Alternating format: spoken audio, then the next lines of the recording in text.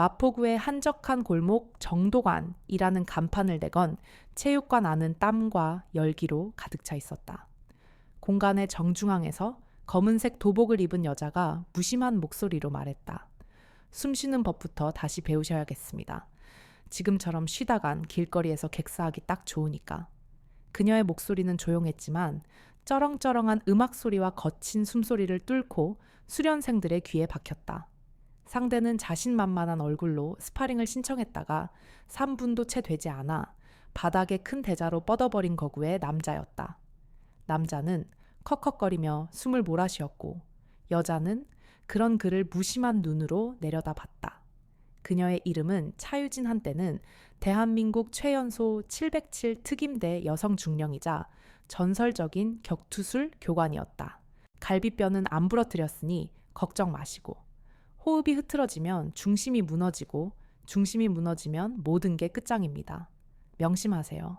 차가운 말을 던진 그녀는 다른 수련생들을 향해 고갯짓을 했다. 수업 종료를 알리는 신호였다. 이곳 정도가는 단순한 피트니스 클럽이 아니었다. 그녀가 군에서 연마하고 가르쳤던 실전 격투술을 기반으로 한 독자적인 자기방어 기술을 가르치는 곳이었다.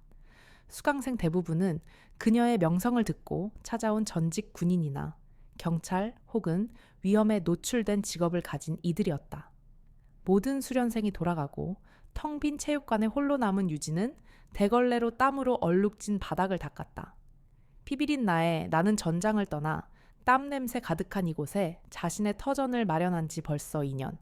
이제는 군복보다 트레이닝복이 총기보다 죽도가 더 익숙한 삶이었다.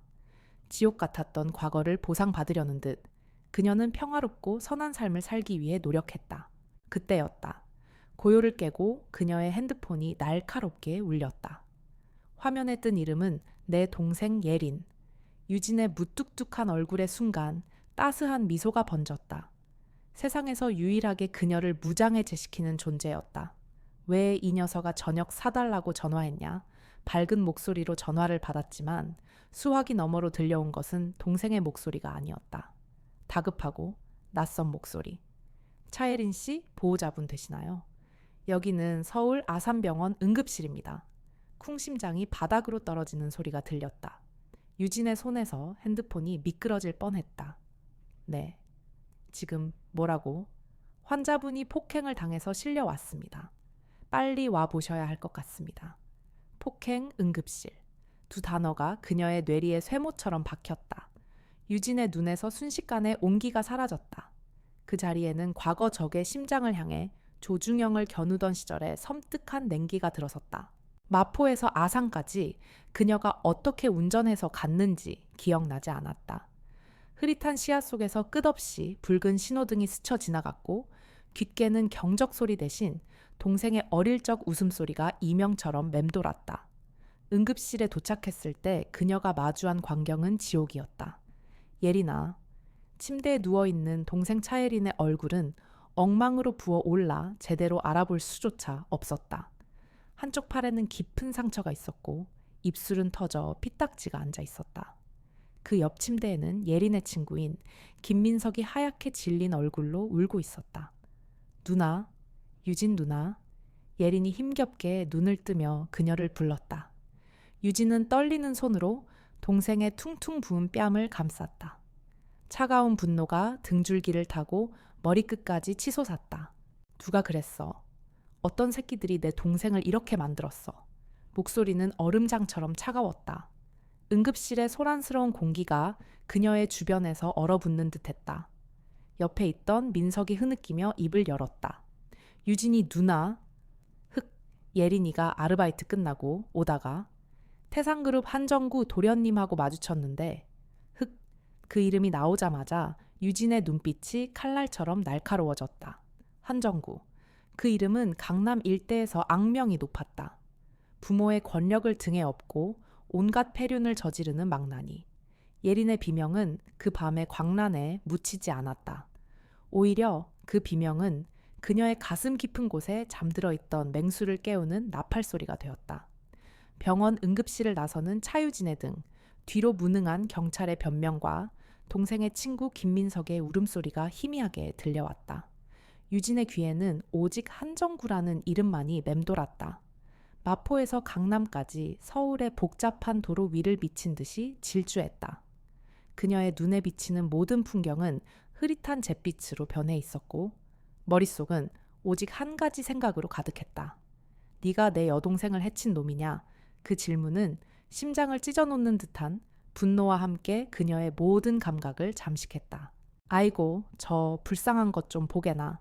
네 집 자식인데 절이 되었을꼬. 장을 보러 나온 한 아낙네가 길산을 보며 혀를 쯧쯧 찼습니다. 하지만 그녀의 동정은 거기까지였습니다.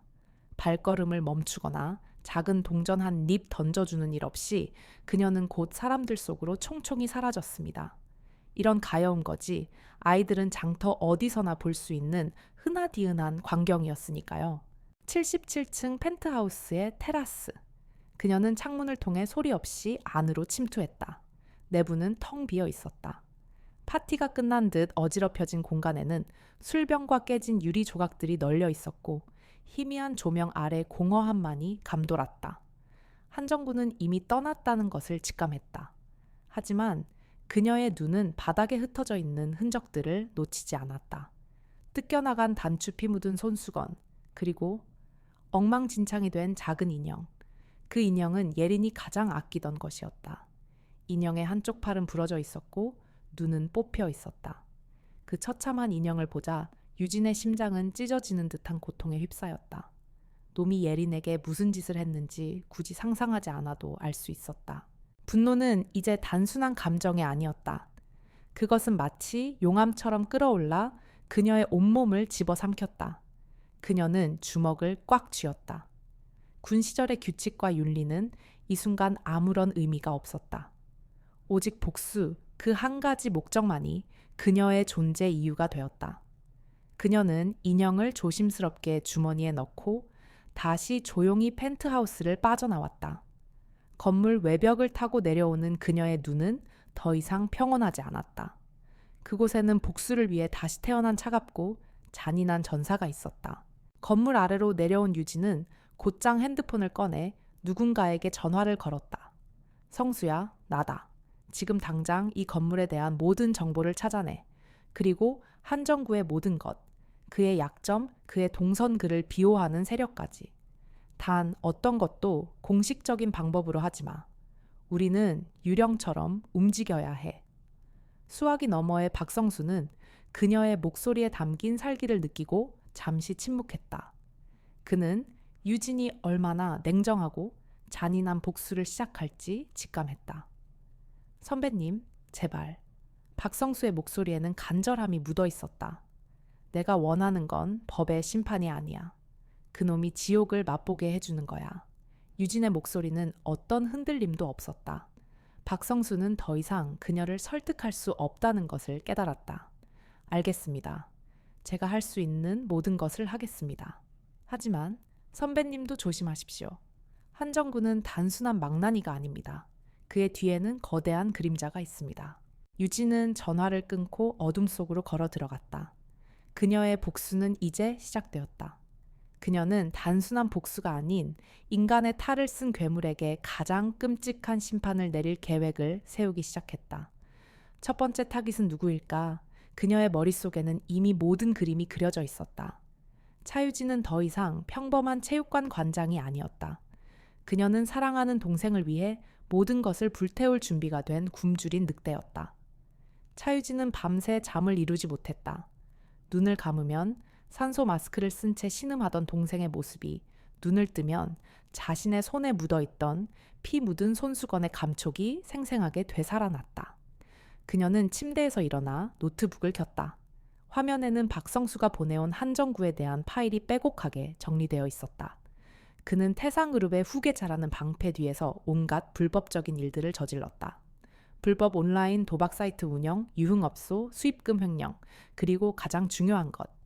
이 모든 것을 가능하게 했던 거대한 연결고리 부패한 권력과의 유착관계였다. 파일에는 한정구의 이름 옆에 신재혁이라는 이름이 여러 차례 등장했다. 전직 경찰청 광격수사대 출신으로 현재는 한정구의 개인 경호실장이자 해결사 역할을 하는 인물. 그는 과거 유진이 속해 있던 특수부대의 사건들을 무마하는 데 일조했던 인물로 유진은 그를 이미 알고 있었다. 정보는 힘이다. 707 특임대 시절 교관이었던 그녀가 부대원들에게 항상 강조했던 말이었다. 적을 제압하기 전에 먼저 적에 대해 완벽하게 파악해야 한다. 유진은 노트북 화면을 응시하며 차분하게 생각했다. 한정구는 단순한 조폭이 아니었다. 그는 거미줄처럼 복잡하게 얽힌 부패의 한가운데에 있는 거미였다. 거미를 잡기 위해서는 거미줄을 끊어내야 한다. 그리고 가장 약한 고리부터 끊어내야 한다. 신재혁, 바로 그가 첫 번째 타깃이었다. 그는 한정구의 팔다리 역할을 하며 모든 불법적인 일들을 처리하는 행동대장이었다. 그렇게 얼마나 시간이 흘렀을까? 한 시진 2시간쯤 지났을 무렵 장터 저편에서부터 사람들의 웅성거리는 소리가 파도처럼 밀려왔습니다. 소리의 진원지를 향해 사람들의 시선이 쏠렸습니다. 놀랍게도 방금 전 길산에게 호통을 치며 떠났던 바로 그 안악이 넋이 나간 사람처럼 헐레벌떡 이쪽으로 뛰어오고 있었던 것입니다. 지하 주차장을 지나 건물 내부로 진입한 유진은 신재혁의 사무실이 있는 50층으로 향했다. 엘리베이터는 지문 인식으로만 작동했지만 그녀는 예전에 배웠던 방법으로 엘리베이터 제어판을 해킹해 50층 버튼을 활성화시켰다. 딩! 엘리베이터 문이 열리고 그녀는 복도에 발을 내디뎠다. 신재혁의 사무실은 복도 끝에 있었다. 그녀는 문 앞에 다가가 귀를 기울였다. 안에서는 아무 소리도 들리지 않았다. 그녀는 문고리를 잡고 조용히 문을 열었다. 그리고 그 순간 끔찍한 비명소리가 들려왔다. 사무실 안은 텅 비어 있었지만 옆에 위치한 작은 방에서 비명소리가 들려왔다. 유진은 조용히 문을 열었다. 방 안에는 한 젊은 여성이 묶인 채 신음하고 있었고 그 앞에는 마약 거래로 보이는 서류들과 함께 널브러진 약병들이 있었다. 유진은 그 여성이 태상그룹의 하청업체 사장의 딸이라는 것을 한눈에 알 수 있었다. 놈들이 그녀를 인질로 삼아 사장을 협박하고 있었다. 유진은 망설이지 않고 방 안으로 들어가 여성을 풀어주었다. 여성은 공포에 질려 떨고 있었지만 유진의 눈을 보고는 안정을 되찾는 듯 보였다. 괜찮아요. 제가 당신을 구해줄게요. 유진의 목소리는 차분했다. 그녀는 여성을 데리고 사무실을 빠져나왔다. 건물 밖으로 나가는 길 유진은 이 모든 것을 자신의 복수 계획에 이용하기로 결심했다. 신재혁 너는 한정구의 가장 큰 약점이 될 것이다. 신재혁의 사무실에서 구출한 여성은 마약 중독 증세로 몸을 가누지 못했다. 유진은 그녀의 맥박을 짚고 동공을 확인한 뒤 응급처치를 시작했다. 군 시절 그녀는 응급 상황에 대처하는 훈련을 수없이 받았다. 그녀의 손은 망설임 없이 움직였고 몇 분 뒤 여성은 점차 안정을 되찾았다. 정신을 차린 여성은 공포에 질린 눈으로 유진을 바라보았다. 누구세요? 걱정 마요. 난 당신을 해치려는 사람이 아니에요. 당신의 아버지를 해치려는 사람도 아니고. 유진은 자신의 의도를 명확히 밝혔다. 그녀는 신재혁의 비서실장인 여성을 인질로 삼아 복수에 이용할 계획을 세웠다. 단순한 폭력이 아닌 상대의 가장 약한 부분을 파고드는 심리전. 이것이 바로 그녀가 707 특임대에서 배웠던 교훈이었다. 여성은 유진의 말에 경계심을 풀지 않았다. 당신은 누군지 모르겠지만 한정구 도련님은 아무도 못 이겨요. 그 사람 뒤에는 거대한 세력이 있어요. 그녀의 목소리는 절망으로 가득 차 있었다. 거대한 세력법이 그들을 막지 못한다면 내가 그들을 막아야지. 당신의 아버지는 당신을 구하기 위해 자신의 모든 것을 포기할 생각인가요? 유진의 질문에 여성의 눈동자가 흔들렸다. 내 복수는 당신 아버지에게 하는 복수가 아니에요. 당신을 해치고 당신의 아버지를 협박한 사람들에게 하는 복수지. 유진은 그녀에게 커피 한 잔을 건네고 말했다. 우리가 할 일은 그들을 법정에 세우는 거예요. 당신의 증언이 필요해요. 여성은 커피를 받아 마시며 잠시 침묵했다. 그리고는 떨리는 목소리로 입을 열었다. 그들이 한정구 도련님이 저를 여기에 가두고 며칠 동안 약을 먹였어요. 제가 저항하면 아버지를 그녀의 증언은 유진의 복수 계획의 결정적인 퍼즐 조각이 되었다. 유진은 여성의 증언을 녹음하고 그녀를 안전한 곳으로 보냈다. 이제 그녀에게는 한정구와 신재혁을 동시에 공격할 수 있는 무기가 생긴 것이다. 유진은 다시 박성수에게 연락했다. 성수야, 신재혁이 운영하는 모든 불법 사업장의 정보를 나한테 넘겨줘. 온라인 도박 사이트 불법 유흥업소, 그리고 불법 사채업까지. 전부 다. 박성수는 유진의 말에 당황했지만 그녀의 냉정한 목소리에 이끌려 순순히 따랐다. 알겠습니다. 하지만 선배님, 제발 조심하십시오. 제가 알고 있는 한 신재혁은 단순한 해결사가 아닙니다. 그는 과거 707 특임대 출신이었다고 합니다. 유진의 심장이 쿵 하고 내려앉았다. 그녀는 신재혁의 과거에 대해 전혀 몰랐다. 그녀는 그가 단순한 경찰 출신이라고만 생각했다. 하지만 그가 그녀와 같은 707 특임대 출신이라는 사실은 그녀에게 깊은 충격을 안겨주었다. 그녀는 잠시 생각에 잠겼다. 707 특임대 출신이라는 것은 그가 그녀와 같은 방식으로 싸우고 같은 방식으로 생각하며 같은 방식으로 적을 제압할 수 있다는 것을 의미했다. 이는 그녀의 복수 계획에 예상치 못한 변수가 되었다. 그녀는 잠시 망설였지만 이내 결심했다. 그녀는 더 이상 물러설 곳이 없었다. 그녀의 동생이 겪었던 고통을 생각하면 그녀는 어떤 장애물도 극복해낼 수 있었다. 그녀의 눈빛은 더욱 차갑고 날카롭게 변했다. 이제 이 싸움은 단순한 복수가 아닌 두 전사 간의 치열한 대결이 되었다. 그 이름은 유진의 군 시절을 함께했던 믿음직한 후배이자 유진이 유일하게 믿고 의지할 수 있는 동료였다. 현재 서울경찰청 사이버수사대 팀장으로 일하고 있는 그는 유진의 연락을 받고 그녀가 원하는 모든 정보를 모으기 시작했다. 유진은 박성태가 보낸 정보를 바탕으로 신재혁이 운영하는 불법 사업장들을 분석했다.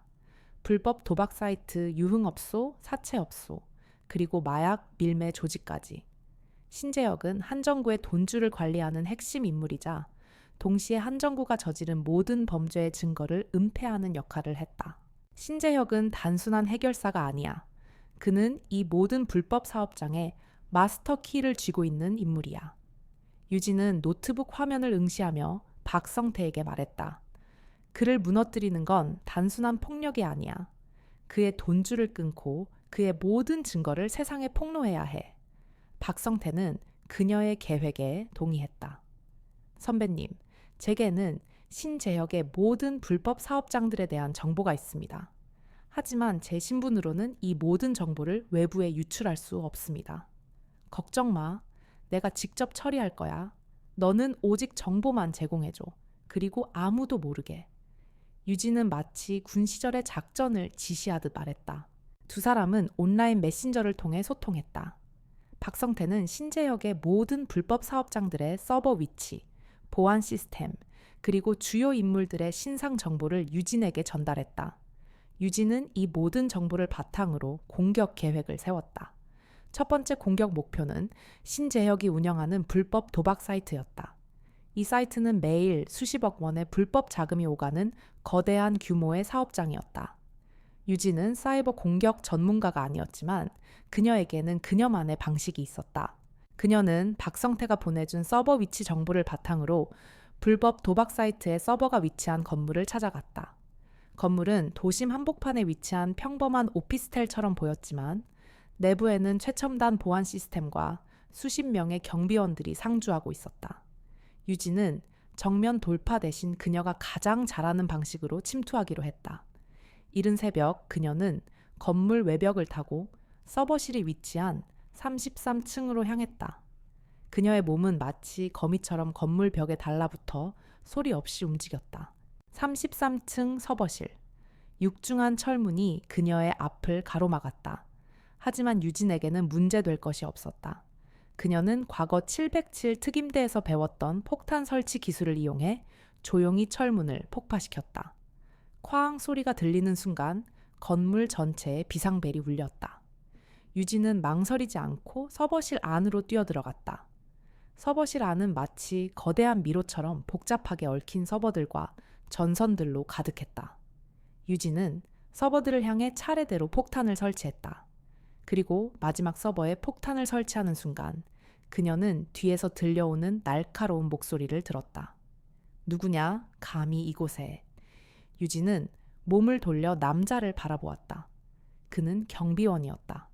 하지만 그의 눈은 마치 군인처럼 차갑고 날카로웠다. 그리고 그의 어깨에는 707 특임대 마크가 새겨져 있었다. 유진은 남자를 향해 씩 웃으며 말했다. 네가 내 동생을 해친 놈이냐? 서버실을 지키고 있던 경비원은 자신을 향해 섬뜩한 미소를 짓는 여자를 보고 잠시 당황했다. 그의 눈에 비친 그녀의 모습은 과거 훈련소에서 보았던 차유진 중령의 모습과 겹쳐 보였다. 차갑고 잔혹하며 어떤 상황에서도 흔들리지 않는 강철 같은 눈빛. 중령님. 남자는 무의식적으로 경례를 하려다 멈칫했다. 유진은 그의 당황한 표정을 보며 비웃었다. 네가 이 쓰레기 같은 놈들 밑에서 일할 줄은 몰랐군. 네가 내 동생을 해친 놈이냐? 유진의 목소리는 분노로 떨렸지만 그녀의 눈빛은 칼처럼 날카로웠다. 남자는 유진의 질문에 아무 말도 하지 못했다. 그는 707 특임대 출신답게 유진의 질문이 단순히 그녀의 동생에 대한 것이 아님을 직감적으로 알아차렸다. 유진은 그가 동생을 직접 해치지 않았을 수도 있지만 이 모든 불법적인 일들을 처리하고 한정구의 죄를 은폐하는 데 일조했다는 것을 알고 있었다. 유진은 그에게 다가가 그의 멱살을 잡았다. 말해, 한정구는 어디 있지? 그리고 내 동생에게 무슨 짓을 한 거야? 남자는 유진의 손에서 벗어나려 몸부림쳤지만 그녀의 힘은 그를 압도했다. 대답해 유진의 목소리는 섬광처럼 차갑고 무자비했다. 그때 서버실 문이 열리며 또 다른 경비원들이 들이닥쳤다. 그들은 유진을 향해 총을 겨누었다. 손들어 당장 손들어. 유진은 미동도 하지 않았다. 그녀는 자신의 멱살을 잡고 있는 남자를 방패 삼아 뒤로 물러섰다. 경고하는데 총을 쏘지 마. 나는 내 동료를 죽이고 싶지 않으니까. 유진의 말에 경비원들은 총을 쏘지 못하고 망설였다. 그들은 유진의 눈에 담긴 섬뜩한 살기를 느끼고 공포에 질려 있었다. 그 찰나의 순간 유진은 남자의 목을 조르며 말했다. 선택해. 내게 진실을 말하고 살 것인지 아니면 이 쓰레기 같은 놈들과 함께 죽을 것인지. 남자는 자신의 목을 조르는 유진의 손을 보며 망설였다. 그는 유진의 눈에서 자신의 운명을 읽었다. 그녀는 그를 죽일 수도 있었지만 그녀는 그에게 마지막 기회를 주고 있었다. 남자는 고통스러운 신음과 함께 유진에게 말했다. 정구, 도련님은 다른 곳에. 그 말을 들은 유진은 남자를 바닥에 내팽개치고 경비원들을 향해 돌진했다. 그녀는 맨손으로 총을 든 경비원들을 무력화시켰다. 그녀의 움직임은 마치 춤을 추는 것 같았다. 빠르고 정확하며 잔인했다. 그녀의 주먹은 마치 망치처럼 경비원들의 얼굴을 강타했고 그녀의 발차기는 마치 칼날처럼 그들의 무릎을 꺾었다. 몇 분 뒤 서버실 바닥에는 신음하는 경비원들만이 남아 있었다. 유진은 그들을 뒤로하고 서버실을 빠져나왔다. 그녀는 복도에 설치된 소화전함을 열어 그 안에 있던 소방 호스를 꺼냈다. 그리고는 호스를 이용해 건물 외벽을 타고 다시 내려왔다. 그녀는 아무도 모르게 왔다. 아무도 모르게 떠났다. 하지만 그녀가 남긴 흔적은 거대했다. 서버실은 폭발음과 함께 불길에 휩싸였고 불법 도박 사이트는 영원히 사라졌다. 건물 아래에서 유진은 박성태에게 연락했다. 성수야, 성공했어. 신재혁의 돈줄을 끊었어. 이제 그놈의 모든 불법 사업장들을 국세청과 경찰에 제보해. 익명으로. 박성태는 그녀의 목소리에 담긴 차가운 결의를 느끼고는 대답했다. 알겠습니다. 선배님. 유진은 전화를 끊고 어둠 속으로 걸어 들어갔다. 그녀의 복수는 이제 시작되었다. 그녀는 신재혁의 모든 것을 파괴하고 한정구에게 끔찍한 경고를 보냈다. 다음 타깃은 누구일까? 그녀의 머릿속에는 이미 다음 작전이 그려져 있었다. 신재혁의 불법 도박 사이트가 폭발과 함께 마비되었다는 소식은 한정구의 귀에 곧바로 들어갔다. 그는 자신의 펜트하우스에서 이 소식을 듣고는 믿을 수 없다는 듯이 눈을 비볐다. 폭발 신재혁, 그 새끼가 감히. 한정구는 분노에 휩싸여 테이블 위에 놓여있던 샴페인 잔을 던져 깨뜨렸다. 신재혁은 그의 가장 중요한 돈줄이자 비밀 통로였다. 그가 무너진다는 것은 한정구의 제국이 흔들린다는 것을 의미했다. 그는 즉시 신재혁에게 전화를 걸었다. 하지만 전화는 연결되지 않았다. 몇 번을 시도해도 마찬가지였다. 불안감에 휩싸인 한정구는 자신의 해결사이자 전직 경찰청 관격수사대 팀장이었던 신재혁의 사무실로 향했다. 그곳에는 이미 경찰들이 들이닥쳐 있었다. 한정구는 경찰들에게 무슨 일이냐고 소리쳤지만 그들은 그를 무시하고 신재혁의 사무실을 수색했다. 그리고 곧 그의 눈앞에서 마약 거래 기록과 불법 사채업 장부들이 압수되는 것을 보았다. 한정구는 머리가 하얘지는 것을 느꼈다. 신재혁이 그를 배신했다는 생각에 등골이 오싹했다. 그때였다. 한정구의 핸드폰에 익명의 메시지가 도착했다. 발신자는 알 수 없었다. 메시지에는 단 한 문장이 적혀 있었다. 네가 내 동생을 해친 놈이냐. 그 문장을 본 한정구의 얼굴은 공포에 질려 창백해졌다. 그는 자신의 가장 큰 약점인 차유진의 동생 차예린의 이름을 떠올렸다. 그리고는 메시지를 보낸 사람이 차유진이라는 것을 직감적으로 알아차렸다. 그는 유진이 단순히 그의 돈을 노리고 공격한 것이 아니라는 것을 깨달았다. 그녀는 복수를 원하고 있었다. 유진은 이 모든 상황을 멀리서 지켜보고 있었다. 그녀는 신재혁의 모든 불법 사업장들을 국세청과 경찰에 제보하고 그의 모든 증거를 세상에 폭로했다. 신재혁은 감옥에 갈 수밖에 없는 운명이었다. 하지만 유진은 그를 단순히 감옥에 보내는 것만으로는 만족하지 않았다. 그녀는 그가 한정구에게 버림받고 혼자서 모든 책임을 짊어지게 만들 계획이었다. 그녀는 신재혁에게 익명의 메시지를 보냈다. 한정구는 널 버렸다. 그는 너를 희생양으로 삼고 도망칠 것이다. 나를 만나면 살 수 있다. 신재혁은 경찰서에서 유진의 메시지를 확인했다. 그의 얼굴은 절망으로 일그러졌다. 그는 한정구가 자신을 배신했다는 것을 알고는 분노에 휩싸였다. 그는 자신의 모든 것을 걸고 한정구를 위해 일했지만 결국 버려지는 소모품에 불과했다. 그는 자신의 감옥 생활이 한정구의 화려한 삶에 아무런 영향을 미치지 않을 것이라는 사실에 절망했다. 그때 그의 머릿속에 유진의 메시지가 다시 떠올랐다. 나를 만나면 살 수 있다. 그는 유진의 제안을 받아들이기로 결심했다. 그는 유진에게 연락해 자신이 알고 있는 한정구의 모든 비리와 증거들을 넘겨주겠다고 약속했다. 유진은 신재혁과의 만남을 위해 한적한 공원으로 향했다. 신재혁은 유진을 보고는 믿을 수 없다는 듯이 눈을 비볐다. 그는 유진이 자신과 같은 707 특임대 출신이라는 것을 알고 있었지만 그녀가 이토록 잔인하고 치밀한 복수극을 계획했다는 것에 놀랐다. 그는 유진에게 한정구의 모든 비리 증거들과 그를 비호하는 부패한 검찰 라인에 대한 정보를 넘겨주었다. 그리고는 말했다. 중령님, 이제 한정구를 법정에 세울 수 있는 모든 증거가 있습니다. 제발 이 복수를 멈춰 주십시오. 한정구는 우리와는 다른 세계의 괴물입니다. 유진은 신재혁의 말을 듣고는 씁쓸한 미소를 지었다. 그녀는 그에게 말했다. 내가 멈출 수 있었을까? 네가 내 동생을 해친 놈이냐? 유진의 질문에 신재혁은 대답하지 못했다. 그는 유진의 복수가 단순히 한정구에 대한 복수가 아니라 그와 같은 부패한 권력의 하수인들에 대한 심판이라는 것을 깨달았다. 그는 유진에게 모든 증거를 넘겨주고는 경찰들에게 자신을 체포해달라고 부탁했다. 유진은 그를 뒤로하고 어둠 속으로 걸어 들어갔다. 그녀의 복수는 이제 막 시작되었다. 신재혁을 통해 한정구의 모든 비리 증거와 검찰 라인 정보를 손에 넣었지만 차유진은 여전히 무언가 부족하다고 느꼈다. 그녀는 동생 예린의 친구였던 김민석의 얼굴을 떠올렸다. 그날 응급실에서 그가 흘렸던 눈물 한정구라는 이름을 말하며 떨었던 목소리.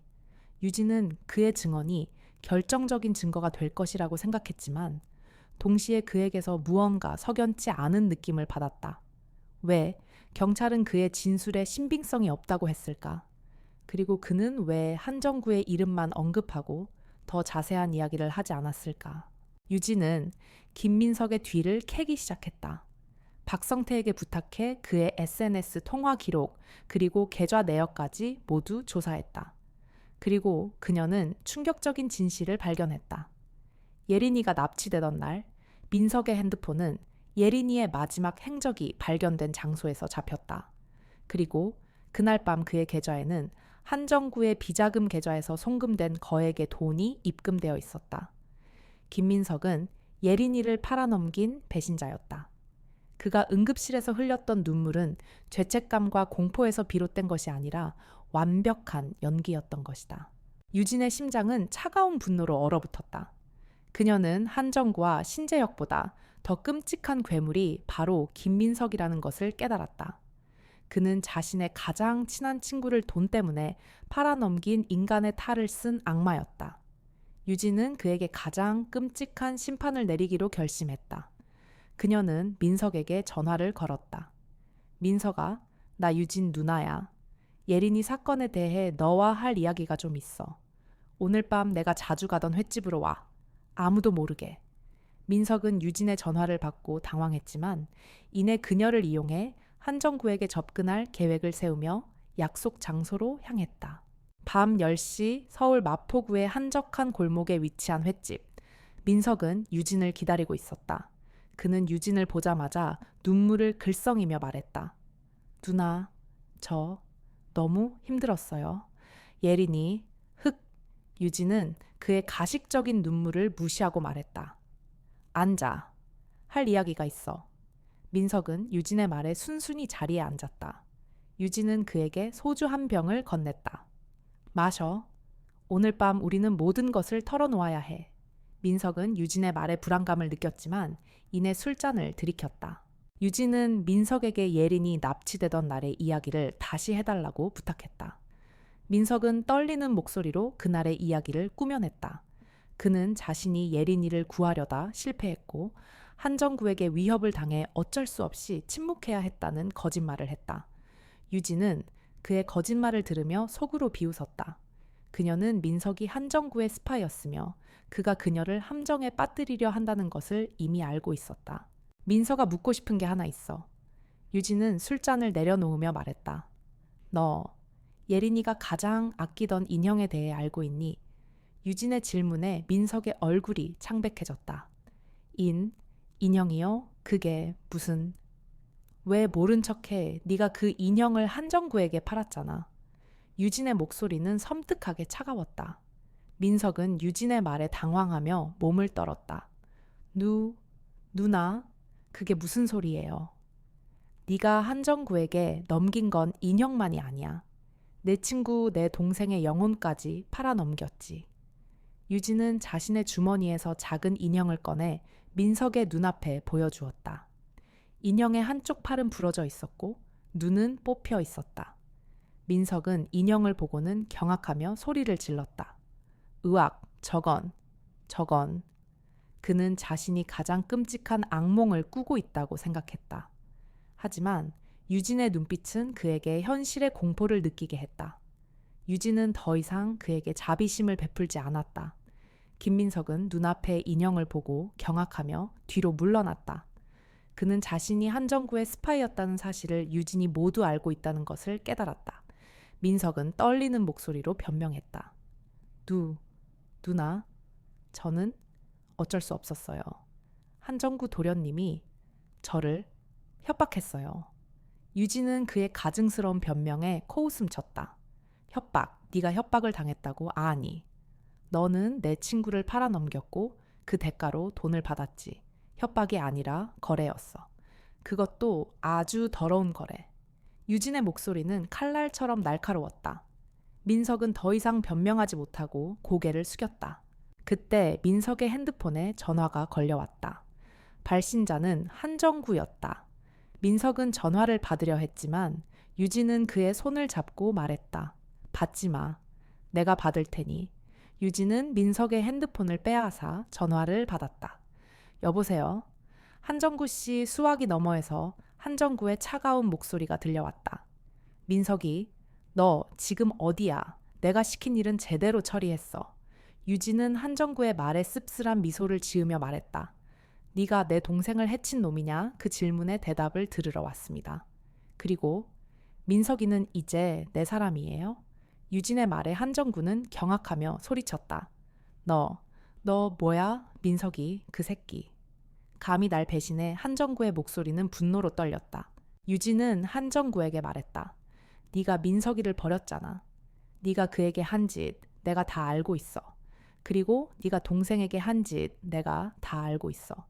이제부터 내가 너에게 한 짓 네가 감당해야 할 거야. 유진의 목소리는 얼음처럼 차가웠다. 한정구는 전화를 끊고 분노에 휩싸여 테이블에 놓인 술잔을 던져 깨뜨렸다. 그는 유진이 자신의 모든 것을 알고 있다는 사실에 공포를 느꼈다. 유진은 민석의 핸드폰을 내려놓고 그를 바라보았다.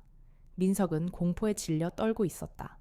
그는 자신이 한정구에게 버림받았고 이제는 유진의 손에 놀아나는 꼭두각시에 불과하다는 것을 깨달았다. 네가 내 동생을 팔아넘긴 대가로 받은 돈, 그 돈이 내게 얼마나 큰 고통을 가져다 줄지 내가 보여줄게. 유진은 민석의 손목을 잡고 그를 일으켜 세웠다. 그리고 그를 데리고 밤거리로 나섰다. 그녀는 민석을 데리고 그가 살고 있는 초라한 자취방으로 향했다. 자취방은 낡고 허름했다. 민석은 그곳에서 한정구에게 버림받았고 이제는 유진의 꼭두각시가 되었다는 사실에 절망했다. 유진은 민석에게 말했다. 이제부터 내 인생은 내 거야. 내가 시키는 대로 해. 그렇지 않으면 네가 받은 돈보다 더 큰 고통을 맛보게 될 거야. 민석은 유진의 말에 고개를 끄덕였다. 그는 이제 유진의 꼭두각시에 불과했다. 유진은 민석을 이용해 한정구의 모든 비리를 세상에 폭로하고 그를 무너뜨릴 계획을 세웠다. 유진은 민석을 데리고 그의 통장으로 향했다. 네가 한정구에게 받은 돈 전부 다 내게 넘겨. 그리고 그가 너에게 넘긴 모든 증거들을 내게 넘겨. 민석은 유진의 말에 순순히 따랐다. 그는 유진의 눈에 담긴 살기를 느끼고 공포에 질려 있었다. 유진은 민석의 통장에서 돈을 인출하고 그가 한정구에게 받은 모든 증거들을 확보했다. 그리고는 민석에게 말했다. 이제부터 넌 자유야. 하지만 내가 너에게 한 짓 네가 잊지 않기를 바란다. 유진은 민석을 뒤로하고 어둠 속으로 걸어 들어갔다. 민석은 유진의 뒷모습을 보며 절망에 휩싸였다. 그는 자신이 한정구에게 버림받았고 이제는 유진의 꼭두각시가 되었다는 사실에 절망했다. 김민석을 통해 한정구의 모든 비리 증거와 동생 차예린의 피해 상황에 대한 구체적인 증언을 확보한 차유진은 이제 최종 작전을 실행할 준비를 마쳤다. 그녀는 더 이상 숨어 있지 않았다. 그녀는 한정구가 가장 아끼는 모든 것을 파괴하고 그를 가장 고통스러운 방식으로 무너뜨릴 계획을 세웠다. 그녀의 복수는 이제 물리적인 폭력을 넘어 심리적인 압박과 사회적인 파멸을 목표로 했다. 유진은 먼저 한정구의 모든 불법 사업장들을 국세청과 경찰에 제보했다. 하지만 그녀는 단순한 제보에 그치지 않았다. 그녀는 기자들에게 익명의 제보를 통해 한정구가 저지른 모든 범죄들을 폭로했다. 온라인 도박 사이트 운영, 마약 밀매, 그리고 그녀의 동생 차예린에 대한 끔찍한 폭행 사건까지. 이 모든 제보는 사회적으로 큰 파장을 일으켰다. 언론은 한정구의 이름을 언급하며 그의 모든 비리를 파헤치기 시작했다. 한정구는 순식간에 언론의 표적이 되었고 그의 이름은 모든 신문과 방송에 오르내렸다. 한정구는 유진의 공격에 당황했다. 그는 자신의 모든 것을 잃을 위기에 처했다. 그는 자신의 권력과 돈을 이용해 이 모든 사건들을 은폐하려 했지만 유진의 치밀한 계획에 속수무책이었다. 그는 유진을 직접 만나 그녀의 복수를 멈추게 하려 했지만 유진은 그와 직접적인 접촉을 피했다. 그녀는 그에게 메시지를 보냈다. 네가 내 동생을 해친 놈이냐? 내가 원하는 건 법의 심판이 아니야. 너의 모든 것을 파괴하고 네가 지옥을 맛보게 해주는 거야. 한정구는 유진의 메시지에 분노했다. 그는 자신의 모든 것을 걸고 유진을 제거하려 했다. 그는 사설 경호원들을 고용해 유진의 뒤를 쫓게 했다. 하지만 유진은 707 특임대 출신답게 경호원들의 모든 움직임을 예측하고 그들을 따돌렸다. 그녀는 그들에게 메시지를 보냈다. 나는 너희들의 먹잇감이 아니야. 나는 너희들을 사냥할 거야. 유진의 메시지는 경호원들을 공포에 질리게 했다. 그들은 유진을 잡을 수 없다는 것을 깨달았다. 한정구는 유진을 잡을 수 없다는 사실에 절망했다. 그는 유진을 유인하기 위해 그녀의 동생 차예린을 다시 이용하기로 결심했다. 그는 예린이가 입원해 있는 병원에 사람들을 보내 예린이를 위협했다. 유진은 이 사실을 알고 분노에 휩싸였다. 그녀는 한정구에게 메시지를 보냈다. 네가 내 동생을 다시 건드려. 네가 감히. 유진의 메시지는 분노로 가득 차 있었다. 한정구는 유진의 분노에 희열을 느꼈다. 그는 유진에게 메시지를 보냈다. 네가 지금 당장 나를 만나러 오지 않으면 네 동생을. 유진은 한정구의 메시지에 대답하지 않았다. 그녀는 한정구가 자신에게 덫을 놓았다는 것을 알고 있었다. 그녀는 한정구의 봉어지로 향했다. 그녀는 그곳에서 한정구와 최종적으로 대결할 준비를 마쳤다. 그녀는 자신의 모든 것을 걸고 한정구를 무너뜨릴 계획을 세웠다. 그녀의 복수는 이제 막 시작되었다. 한정구는 자신이 놓은 덫에 차유진이 걸려들 것이라고 확신했다. 그는 자신의 봉어지인 태상그룹의 비밀 건물에서 유진을 기다렸다. 이 건물은 외부와 완벽하게 단절된 곳으로 어떤 외부의 도움도 받을 수 없는 곳이었다. 한정구는 이 건물에서 유진을 제거하고 그녀의 시체를 흔적 없이 처리할 계획을 세웠다. 그는 자신의 가장 강력한 부하들과 사설 용병들을 고용해 건물을 지키게 했다.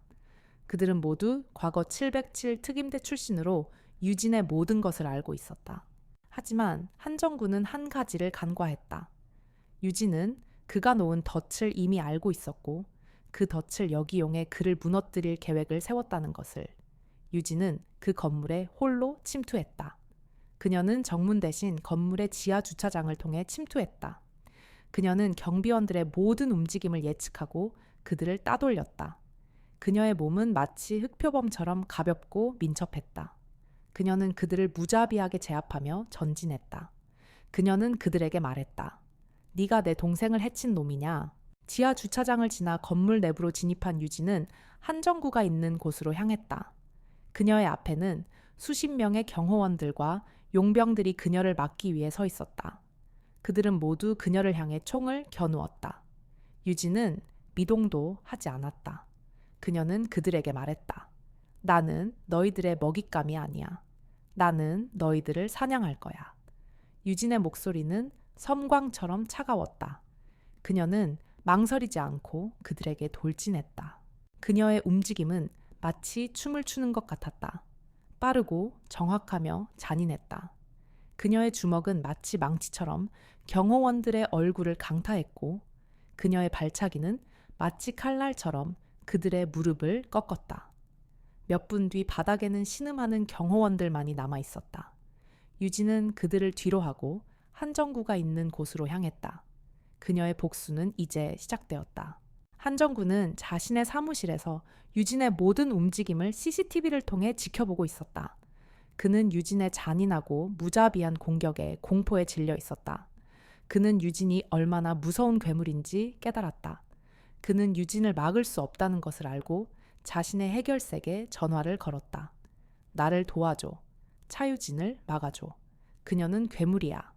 하지만 그의 해결사는 이미 유진에게 모든 것을 넘겨주고 경찰에 자수했다.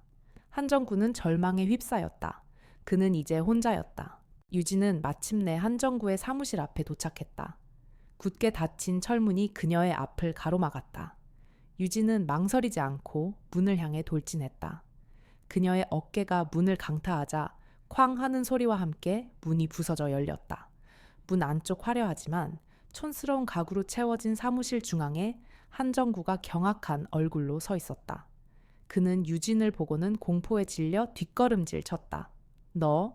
너는 뭐야? 유진은 사무실 안으로 천천히 걸어 들어오며 차갑게 대답했다.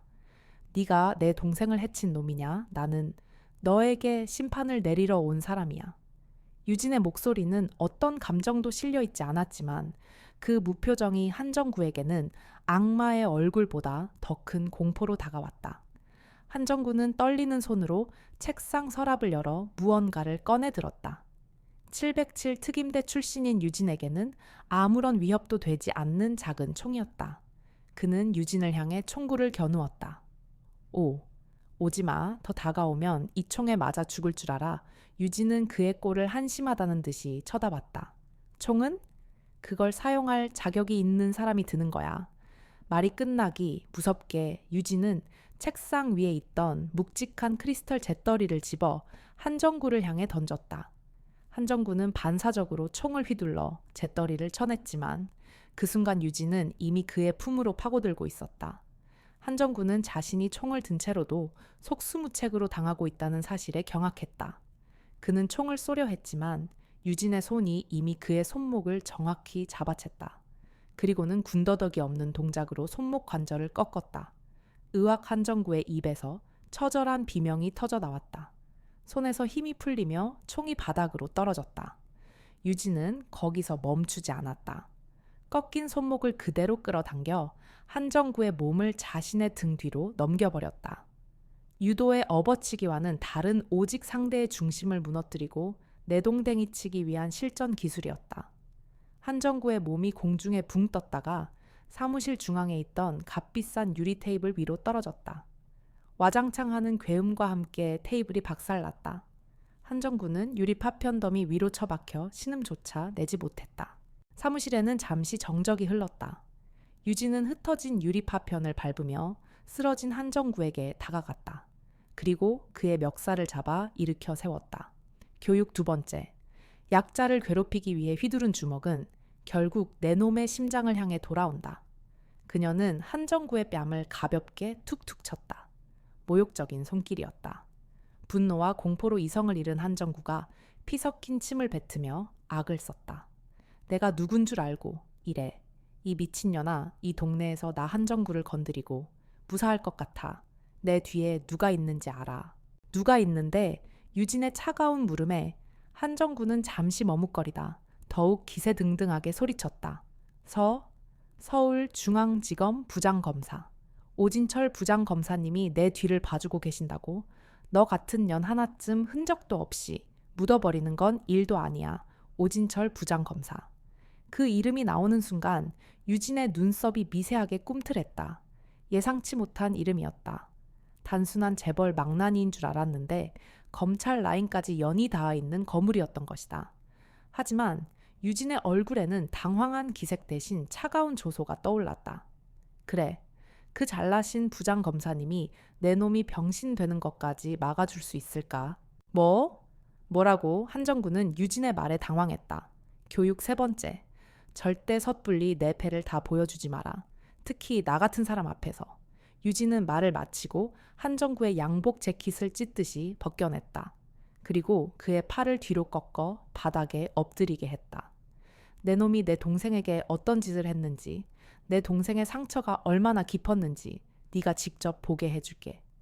유진은 한정구의 머리채를 잡아 일으켜 세우고 그의 눈을 보며 속삭였다. 네가 내 동생을 해친 놈이냐.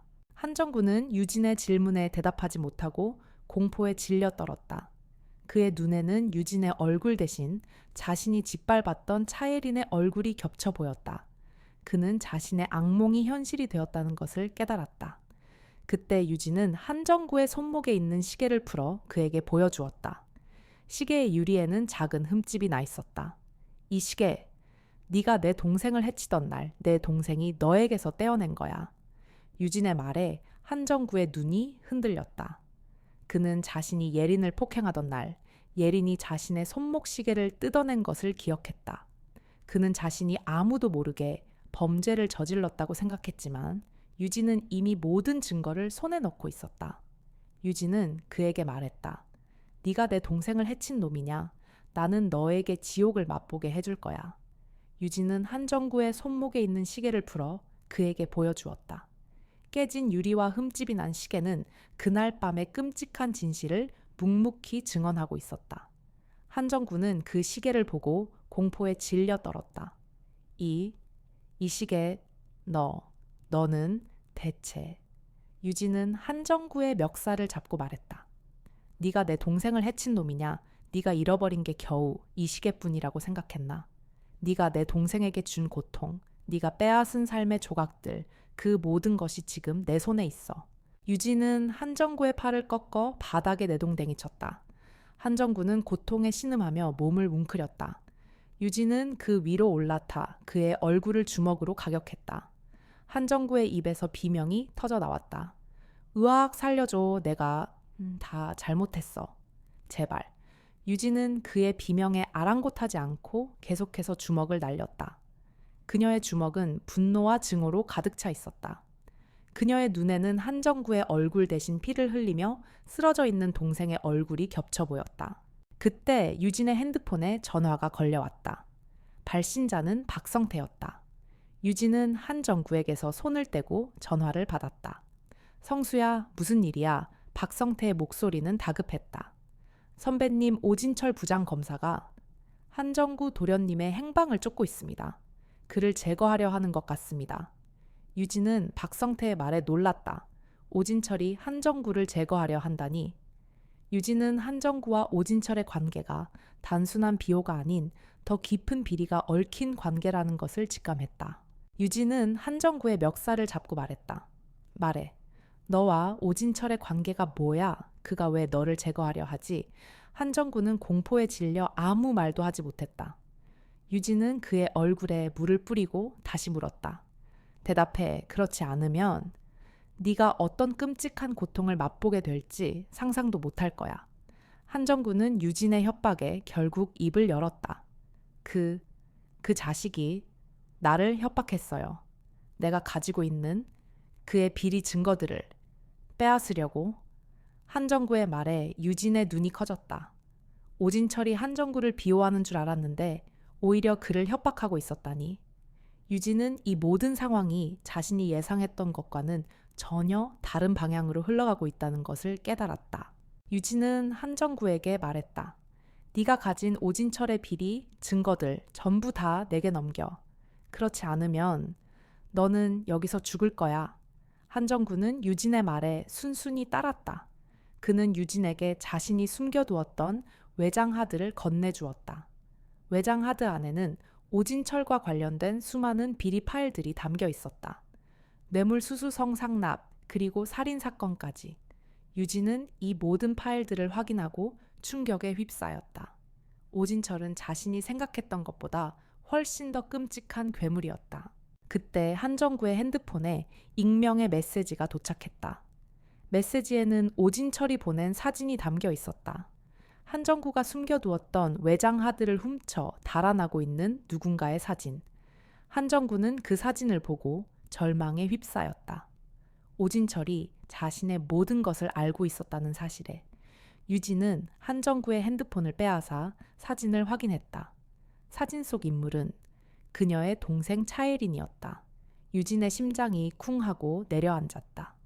그녀는 오진철이 동생을 이용해 한정구를 협박하고 있다는 것을 직감적으로 알아차렸다. 이 모든 상황은 유진이 예상했던 것과는 전혀 다른 방향으로 흘러가고 있었다. 차유진은 한정구의 핸드폰에 찍힌 사진을 보고 충격에 휩싸였다. 사진 속에는 휠체어에 앉아 누군가에게 납치당하는 동생 차예린의 모습이 담겨 있었다. 오진철 부장검사가 자신의 복수극을 눈치채고 예린을 인질로 삼아 한정구를 협박하고 있었던 것이다. 이 모든 상황은 유진이 예상했던 것과는 전혀 다른 방향으로 흘러가고 있었다. 그녀의 복수극은 이제 오진철이라는 거대한 괴물과의 싸움으로 변모했다. 유진은 한정구의 멱살을 잡고 소리쳤다. 네가 감히, 네가 내 동생을. 유진의 분노에 찬 목소리의 한정구는 공포에 질려 몸을 떨었다. 나는 몰라. 오진철 그 새끼가 나를 협박했어. 유진은 한정구의 말을 믿지 않았다. 그녀는 한정구가 자신을 속이려 한다고 생각했다. 하지만 한정구의 눈빛은 진심으로 공포에 질려 있었다. 유진은 한정구의 눈을 보며 그가 진실을 말하고 있다는 것을 직감적으로 알아차렸다. 그때 유진의 핸드폰에 익명의 메시지가 도착했다. 발신자는 오진철이었다. 메시지에는 단 한 문장이 적혀 있었다. 네가 내 동생을 해친 놈이냐? 나는 네가 내 동생을 해친 놈을 알고 있지. 그리고 네가 날 찾으러 온다면 네 동생의 팔다리를 전부 부러뜨려 버릴 거야. 유진은 메시지를 보고 분노에 휩싸였다. 그녀는 오진철이 자신의 모든 것을 알고 있으며 그녀를 가지고 놀고 있다는 것을 깨달았다. 오진철은 유진이 707 특임대 출신이라는 것과 그녀의 동생이 그녀의 유일한 약점이라는 것을 알고 있었다. 유진은 한정구의 외장 하드를 챙기고 한정구를 바닥에 내동댕이 쳤다. 그리고 오진철이 보낸 메시지에 대답했다. 네가 내 동생을 건드려. 네가 감히. 유진의 메시지는 분노로 가득 차 있었다. 오진철은 유진의 메시지를 보고 비웃었다. 그는 유진이 자신의 덫에 걸려들 것이라고 확신했다. 그는 유진에게 메시지를 보냈다. 나는 네가 날 찾아오기를 기다리고 있지. 네 동생은 내게 있어. 그리고 네가 날 찾으러 오지 않으면 네 동생의 목숨은. 유진은 오진철의 메시지에 대답하지 않았다. 그녀는 오진철의 모든 것을 파괴하고 그를 가장 고통스러운 방식으로 무너뜨릴 계획을 세웠다. 그녀는 박성태에게 전화를 걸었다. 성수야, 오진철 부장 검사의 모든 비리를 폭로해. 지금 당장. 박성태는 유진의 말에 놀랐지만 그녀의 냉정한 목소리에 이끌려 순순히 따랐다. 알겠습니다. 선배님. 하지만 선배님은요. 나는 오진철을 만나러 갈 거야. 유진의 목소리는 어떤 흔들림도 없었다. 박성태는 유진이 얼마나 무서운 괴물인지 다시 한번 깨달았다. 유진은 오진철에게 메시지를 보냈다. 네가 내 여동생을 해친 놈이냐? 나는 네가 내 동생을 해친 놈을 알고 있지. 그리고 네가 날 찾으러 오지 않는다면 네 동생의 팔다리를 전부 부러뜨려 버릴 거야. 유진의 메시지는 분노로 가득 차 있었다. 오진철은 유진의 메시지를 보고 비웃었다. 그는 유진이 자신의 덫에 걸려들 것이라고 확신했다. 그는 유진에게 메시지를 보냈다. 나는 네가 날 찾아오기를 기다리고 있지. 네 동생은 나에게 있어. 그리고 네가 날 찾으러 오지 않는다면 네 동생의 목숨은. 유진은 오진철의 메시지에 대답하지 않았다. 그녀는 오진철의 모든 것을 파괴하고 그를 가장 고통스러운 방식으로 무너뜨릴 계획을 세웠다. 그녀는 박성태에게 전화를 걸었다. 성수야, 오진철 부장, 검사의 모든 비리를 폭로해. 지금 당장. 박성태는 유진의 말에 놀랐지만 그녀의 냉정한 목소리에 이끌려 순순히 따랐다. 알겠습니다. 선배님. 하지만 선배님은요. 나는 오진철을 만나러 갈 거야. 유진의 목소리는 어떤 흔들림도 없었다. 박성태는 유진이 얼마나 무서운 괴물인지 다시 한번 깨달았다. 오진철 부장검사는 자신의 승리를 확신하고 있었다. 그는 자신이 놓은 덫의 차유진이 걸려들 것이라고 믿었다. 그는 자신의 봉어지에서 유진을 기다렸다. 그의 얼굴에는 잔인하고 비열한 미소가 서려 있었다. 그는 유진을 제거하고 그녀의 시체를 흔적 없이 처리할 계획을 세웠다. 그는 자신의 가장 강력한 부하들을 고용해 건물을 지키게 했다. 그들은 모두 과거 707 특임대 출신으로 유진의 모든 것을 알고 있었다. 하지만 오진철은 한 가지를 간과했다. 유진은 그가 놓은 덫을 이미 알고 있었고 그 덫을 역이용해 그를 무너뜨릴 계획을 세웠다는 것을.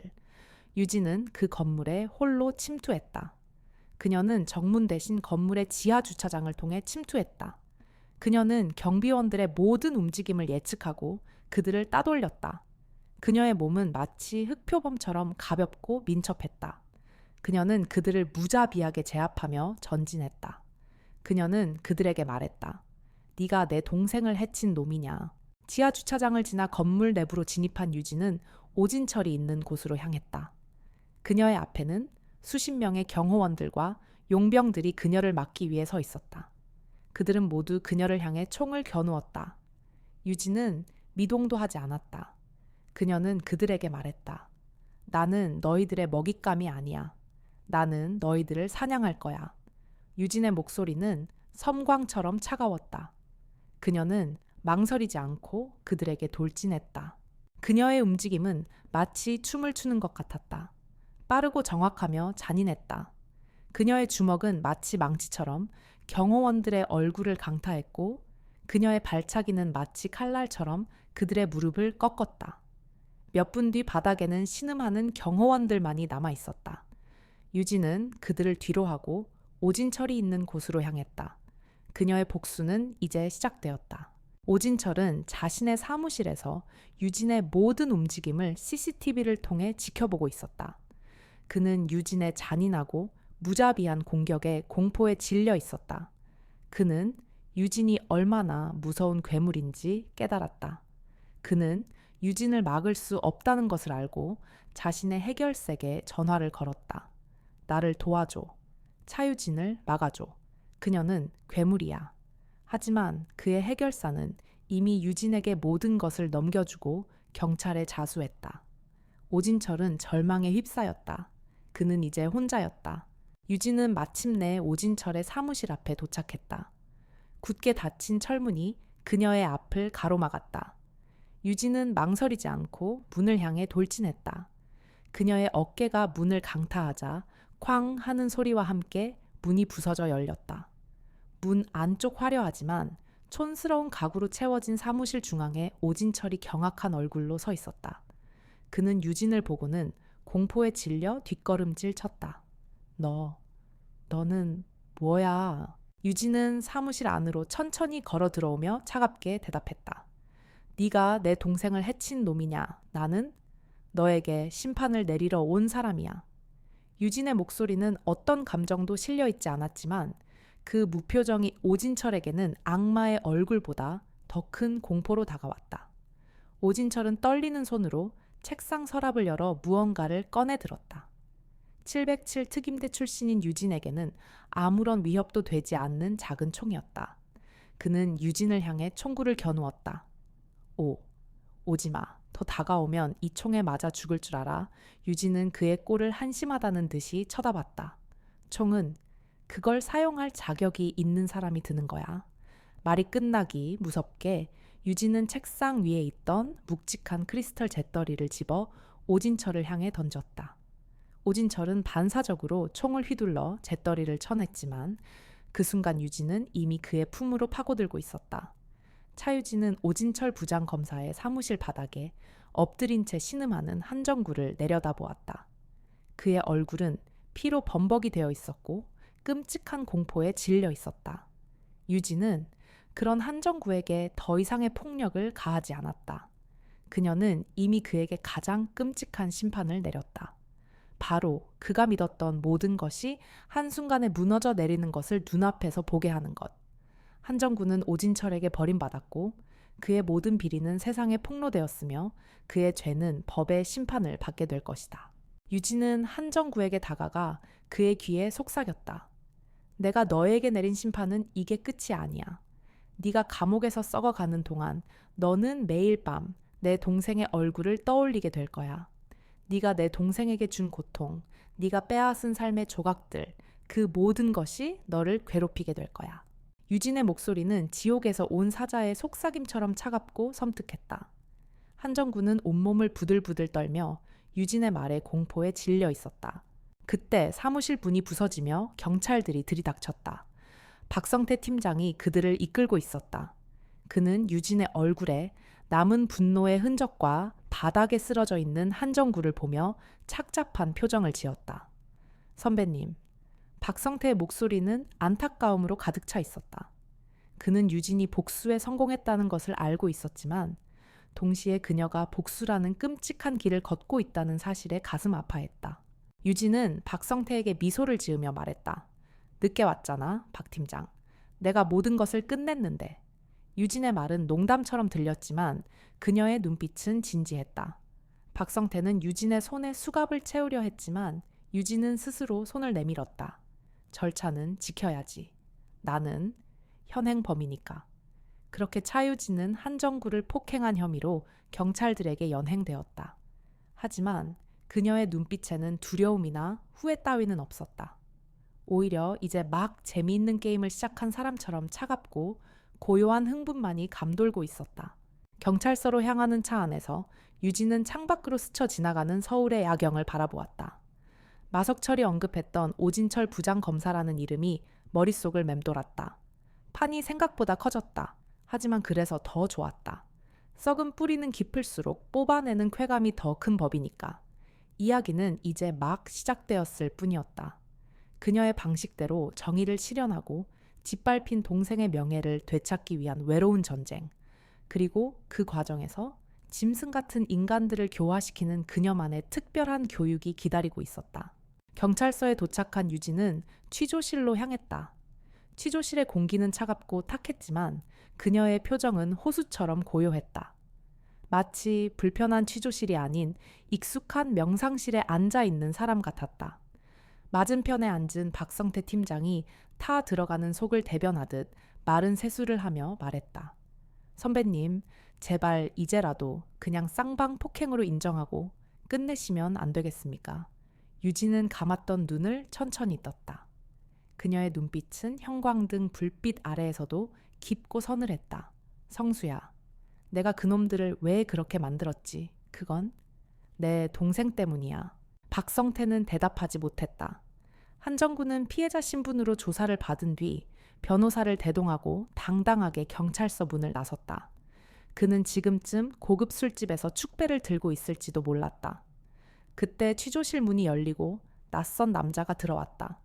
딱 떨어지는 명품 정장에 기름을 발라 빗어 넘긴 머리. 날카로운 눈매에 오만함이 서려 있는 남자. 그는 자신을 오진철 부장검사라고 소개했다. 유진은 그의 등장에 미세하게 입꼬리를 올렸다. 드디어 진짜 괴물이 나타난 것이다. 오진철 부장검사는 취조실 의자에 보란듯이 앉으며 서류를 넘겼다. 그의 날카로운 눈매에는 차가운 오만함이 서려 있었다. 차유진 씨 맞으시죠? 전직 707 특임대 교관. 화려한 경력이더군요. 국가를 지키라고 가르쳐준 기술을 민간인을 폭행하는 데 쓰실 줄은 몰랐습니다. 그의 말은 겉으로는 정중했지만 속으로는 비웃음으로 가득 차 있었다. 유진은 대답 대신 그를 빤히 쳐다봤다. 눈빛만으로 상대를 압도하는 그녀 특유의 방식이었다. 오진철은 잠시 움찔했지만 이내 페이스를 되찾고 목소리를 높였다. 피해자 한정구 씨의 진술에 따르면 차유진 씨는 아무런 이유 없이 그의 사업장에 무단으로 침입해 기물을 파손하고 일방적인 폭력을 행사했습니다. 이는 명백한 특수상해 및 영업방해입니다. 혐의 인정하십니까? 이유가 없다고요. 유진이 처음으로 입을 열었다. 그녀의 목소리는 차분했지만 그 안에 담긴 무게감에 오진철의 말이 순간 막혔다. 그 피해자라는 한정구 씨가 제 동생에게 무슨 짓을 했는지에 대한 조사는 하셨습니까? 검사님. 그건 이 사건과 별개의 건입니다. 그쪽은 그쪽대로 따로 조사가 진행될 겁니다. 오진철의 대답에 유진의 입가에 차가운 미소가 걸렸다. 별개의 건이라 재미있군요. 원인이 없는 결과도 있습니까? 검사님은 법을 그렇게 배우셨나 봅니다. 유진의 말은 정중했지만 그 내용은 칼날 같았다. 오진철의 얼굴이 불그락푸르락해졌다. 지금 피해자 신분으로 검사를 가르치려 드는 겁니까? 가르치려는 게 아니라 궁금해서 그렇습니다. 검사님 뒤에 계신다는 태상그룹 한 회장님이 이렇게 앞뒤가 맞지 않는 논리로 사건을 처리하라고 지시하시던가요? 오진철의 눈이 경악으로 물들었다. 유진이 어떻게 태상그룹과의 관계를 알고 있는 거지? 그는 순간 자신의 패를 읽혔다는 생각에 등골이 서늘해졌다. 유진은 몸을 앞으로 살짝 숙였다. 그녀의 눈이 오진철의 눈을 똑바로 꿰뚫었다. 오진철 검사님, 당신은 지금 아주 큰 실수를 하고 있는 겁니다. 당신이 감싸고 있는 한정구라는 썩은 동아줄을 잡고 있다가 당신의 그 반듯한 검사복까지 더러워지는 수가 있어요. 선택은 당신 몫입니다. 지금이라도 제대로 된 수사를 할 것인지 아니면 더 큰 구렁텅이로 함께 빠질 것인지. 유진의 말에 오진철은 더 이상 아무 말도 할 수 없었다. 눈앞의 여자는 단순한 폭행범이 아니었다. 모든 것을 꿰뚫어 보고 거대한 적을 향해 홀로 돌진하는 사냥개였다. 그는 자신이 감당할 수 없는 상대임을 본능적으로 깨달았다. 결국 유진은 몇 시간 뒤 풀려났다. 증거 불충분 및 쌍방 과실의 여지라는 애매한 이유였다. 오진철 검사가 서둘러 사건을 종결시키고 도망치듯 경찰서를 떠난 결과였다. 하지만 유진은 알고 있었다. 이것은 승리가 아니었다. 법이라는 시스템이 얼마나 쉽게 부패할 수 있는지를 확인한 것에 불과했다. 그리고 이제 적들은 그녀를 더욱 교활하고 비열한 방식으로 압박해 올 것이다. 경찰서 로비. 문을 나서려던 유진의 앞을 한정구가 막아섰다. 그는 깁스한 팔을 과시하듯 흔들며 승리자의 미소를 짓고 있었다. 어이, 차, 관장, 꼴, 좋네. 똥개처럼 날뛰어봤자 결국 법은 내 편이야. 안 그래, 내가 경고했지. 얌전히 있으라고. 이제부터 시작이야. 내가 내게 줬던 고통, 내 체육관, 그리고 네 소중한 동생 놈한테 몇십 배로 갚아줄게. 기대하라고. 한정구는 유진의 귀에 독사처럼 속삭이고는 부하들을 이끌고 유유히 사라졌다. 박성태가 착잡한 얼굴로 유진에게 다가왔다. 선배님, 제가 차로 모셔다 드리겠습니다. 차 안에서 박성태는 USB 하나를 건넸다. 오진철 부장검사에 대한 자료입니다. 저희가 내사하던 자료인데 번번이 윗선에서 막혀서 수사가 중단됐습니다. 조심하십시오, 선배님. 상대는 단순한 재벌 망나니가 아닙니다. 검찰 권력을 등에 업은 괴물입니다. 고맙다, 성수야. 유진은 짧게 대답하고는 창밖을 바라보았다. 그녀의 마음은 이미 다음 단계를 그리고 있었다. 그날 밤 마포구의 그녀의 체육관 정도관에 도착했을 때 유진의 차는 급정거했다. 정도관의 커다란 통유리 창은 산산조각 나 있었고 하얀색 벽에는 붉은색 락카로 철거라는 글씨와 함께 입에 담지 못할 욕설이 휘갈겨져 있었다. 한정구의 복수는 그녀가 예상했던 것보다 훨씬 빠르고 저열하게 시작된 것이다. 유진은 부서진 체육관을 한참 동안 말없이 바라보았다. 분노, 슬픔. 그런 감정은 들지 않았다. 오히려 그녀의 심장은 얼음처럼 차갑게 식어갔다. 그래, 이렇게 나와야지. 그녀는 차에서 내려 바닥에 널린 유리 조각을 구둣발로 밟았다. 사각거리는 소리가 밤의 정적을 갈랐다. 교육 2단계 시작이다. 그녀의 입에서 나온 나지막한 읊조림은 새로운 전쟁의 시작을 알리는 서곡이었다. 며칠 후 마포구의 작은 체육관 정도관은 다시 문을 열었다. 깨진 유리창은 새 것으로 교체되었고 붉은색 라카로 칠해졌던 벽은 하얀색 페인트로 덮였다. 강유진은 밤새 혼자서 체육관을 정리했다. 엉망이 된 체육관을 본 수련생들이 돕겠다고 나섰지만 그녀는 정중히 사양했다. 이것은 온전히 그녀 혼자 감당해야 할 싸움이었다. 정리를 마친 그녀는 곧장 병원으로 향했다. 동생 차예리는 퇴원했다. 아직 팔에 깁스를 하고 있었지만 그녀는 작은 빵집 주방에서 다시 반죽을 하기 시작했다. 유진은 그런 동생의 뒷모습을 따뜻한 미소로 바라보았다. 언니, 미안해. 내가 언니의 평범한 삶을 망쳤어. 예린이 잠결에 신음하며 중얼거렸다. 그 말에 유진의 심장이 쿵 하고 내려앉았다. 평범한 삶, 그녀가 그토록 원했던 것. 하지만 그녀는 이제 깨달았다. 진정으로 평범한 삶이란 아무 일도 일어나지 않는 삶이 아니라 소중한 것을 지킬 힘이 있는 삶이라는 것을. 유진은 예린의 손을 꼭 잡았다. 걱정 마, 예린아. 누나가 다 해결할게. 너는 그냥 빨리 나와서 맛있는 빵 만들어줄 생각만 해. 그녀의 목소리는 한없이 다정했지만 그 안에 담긴 약속은 강철보다 무거웠다. 병원을 나선 유진은 자신의 작은 오피스텔로 돌아왔다. 그녀는 박성태가 건네준 USB를 노트북에 꽂았다. 화면에는 오진철 부장검사와 관련된 수많은 비리 의혹 파일들이 나타났다. 각종 개발 사업 이권 개입 대기업 총수, 비호성 상납 의혹, 그리고 그 모든 현장에는 한정구와 그의 조직이 해결사로 등장했다. 그들은 오진철의 사냥개이자 더러운 돈을 세탁하는 창구였다. 정면 대결은 불가능하다. 저들은 법을 무기로 쓰고 있으니까. 유진은 생각했다. 그렇다면 법이 닿지 않는 곳에서 그들만의 규칙으로 싸워야 한다. 그녀는 한정구와 오진철을 연결하는 가장 중요한 고리, 즉 돈을 끊어버리기로 결심했다. 그리고 그들의 조직을 내부에서부터 붕괴시켜야 했다.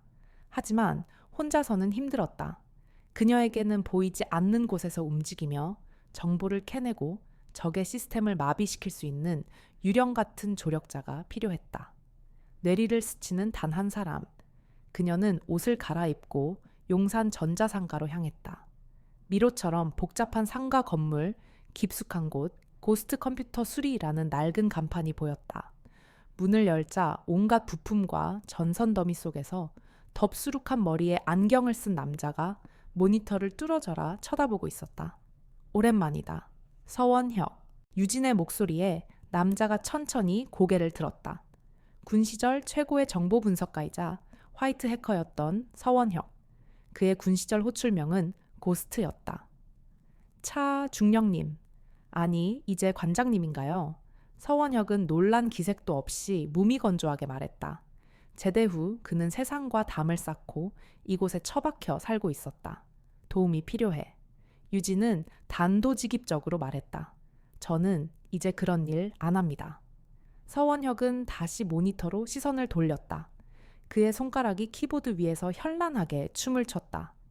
세상이 얼마나 더러운지 알게 돼서 군복을 벗은 거 아니었습니까? 근데 왜 다시 그 진흙탕으로 들어가려고 하십니까?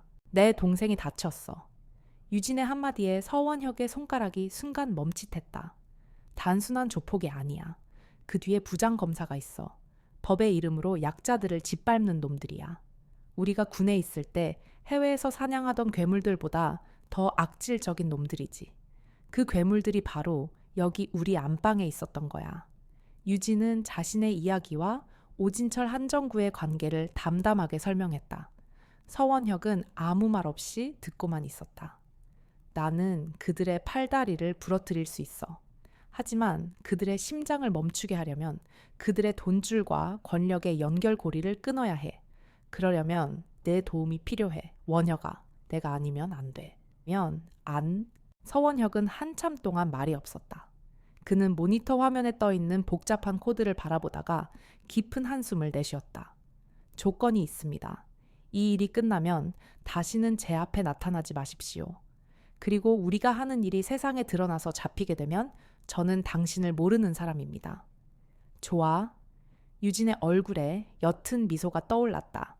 서원혁은 안경을 고쳐 쓰고 다른 모니터를 켰다. 전문가의 얼굴로 돌아온 그는 낮은 목소리로 물었다. 타겟은 누굽니까? 한정구. 그리고 놈들의 모든 자금줄. 서원혁의 손가락이 다시 키보드 위를 날기 시작했다. 이전과는 비교할 수 없는 속도와 정확성이었다. 마치 봉인에서 풀려난 전설적인 연주자가 악기를 다루는 듯했다. 찾아봅시다. 그 잘난 재벌 나리 통장에 먼지가 얼마나 쌓여 있는지. 유진은 그 모습을 조용히 지켜보았다. 그녀의 주먹이 물리적인 힘이라면 서원혁의 손가락은 보이지 않는 곳에서 적의 심장을 찌르는 날카로운 칼날이었다. 두 사람의 반격이 이제 막 어둠 속에서 조용히 시작되고 있었다. 서원혁의 사무실은 담배 연기와 서버 돌아가는 열기로 후텁지근했다. 서버 다운까지 3, 2, 1 끝! 서원혁이 키보드에서 손을 떼며 말했다. 그의 모니터에는 한정구의 주 수입원인 불법 도박 사이트의 관리자 페이지가 떠 있었고 그 위로 Fatal Error라는 붉은 글씨가 깜빡이고 있었다. 차유진의 방역은 전면전이 아니었다. 그것은 상대를 서서히 그리고 확실하게 말려 죽이는 고사 작전이었다. 서원혁은 가장 많은 유저가 몰리는 피크타임에 맞춰 사이트의 메인 서버에 강력한 디도스 공격을 감행했다. 동시에 그는 데이터베이스에 몰래 침투해 배당률과 승률을 미세하게 조작했다. 유저들은 이유도 모른 채 돈을 잃었고 사이트의 신뢰도는 바닥으로 곤두박질쳤다. 고객센터에 불났겠군. 환전 요구, 욕설 해킹 의심, 한정구 그 자식 머리 좀 아플 거야. 서원혁이 낄낄거리며 말했다. 유진은 그의 옆에서 다른 모니터를 보며 말했다. 자금 세탁 창구로 쓰이는 유흥업소 4곳. 이쪽은 어떻게 하지? 경찰에 신고해봤자 오진철 라인에서 다 막아버릴 겁니다. 대신 국세청에 익명으로 탈세 제보를 넣었습니다. 성실한 시민의 이름으로요. 세무조사만큼 귀찮고 무서운 건 없죠. 당분간 영업은커녕 장부 맞추느라 정신 없을 겁니다. 이것이 유진의 방식이었다. 그녀는 법을 어기는 대신 법의 허점을 파고들거나 혹은 잊혀진 법의 칼날을 이용해 적을 공격했다. 하지만 이것만으로는 부족했다. 외부의 공격만으로는 견고한 조직을 무너뜨릴 수 없다. 가장 치명적인 공격은 내부에서 시작되는 불신과 균열이다. 원효가 한정구 개인 비자금 계좌 추적 가능해 물론이죠. 자기 부하들 이름으로 된 대포 통장 수십 개를 거쳐서 스위스 은행으로 빼돌리고 있더군요. 아주 영리하고 악랄한 놈입니다. 서원혁의 화면에 한정구가 빼돌린 비자금 내역이 떴다. 그 액수는 조직원들이 상상하는 것 이상이었다. 특히 최근 제주도의 고급 빌라를 매입한 내역까지 포착되었다. 유진의 입가에 차가운 미소가 걸렸다. 이 자료들 나한테 보내줘. 익명으로 뿌릴 곳이 좀 있어서. 그날 밤 한정구의 조직 2인자 격인 황필수와 가장 성질이 더럽고 다혈질인 행동대장 김경태에게 각각 익명의 메시지가 도착했다. 황필수의 낡은 빌라 현관문 밑으로는 당신이 목숨 걸고 벌어 다준 돈의 행방이라는 제목과 함께 한정구의 스위스 은행 계좌, 거래 내역 일부가 인쇄된 종이가 끼워져 있었다. 김경태가 아끼는 여자친구의 SNS 다이렉트 메시지로는 제주도에 위치한 호화로운 빌라 사진과 함께 이런 글이 전송되었다. 경태 오빠는 언제까지 새빵살이 할 거래. 한정구 사장은 이런 데서 살던데. 작은 돌멩이 하나가 거대한 연못의 파문을 일으키기 시작했다. 며칠 뒤 한정구의 새로운 아지트. 분위기는 살얼음판 같았다.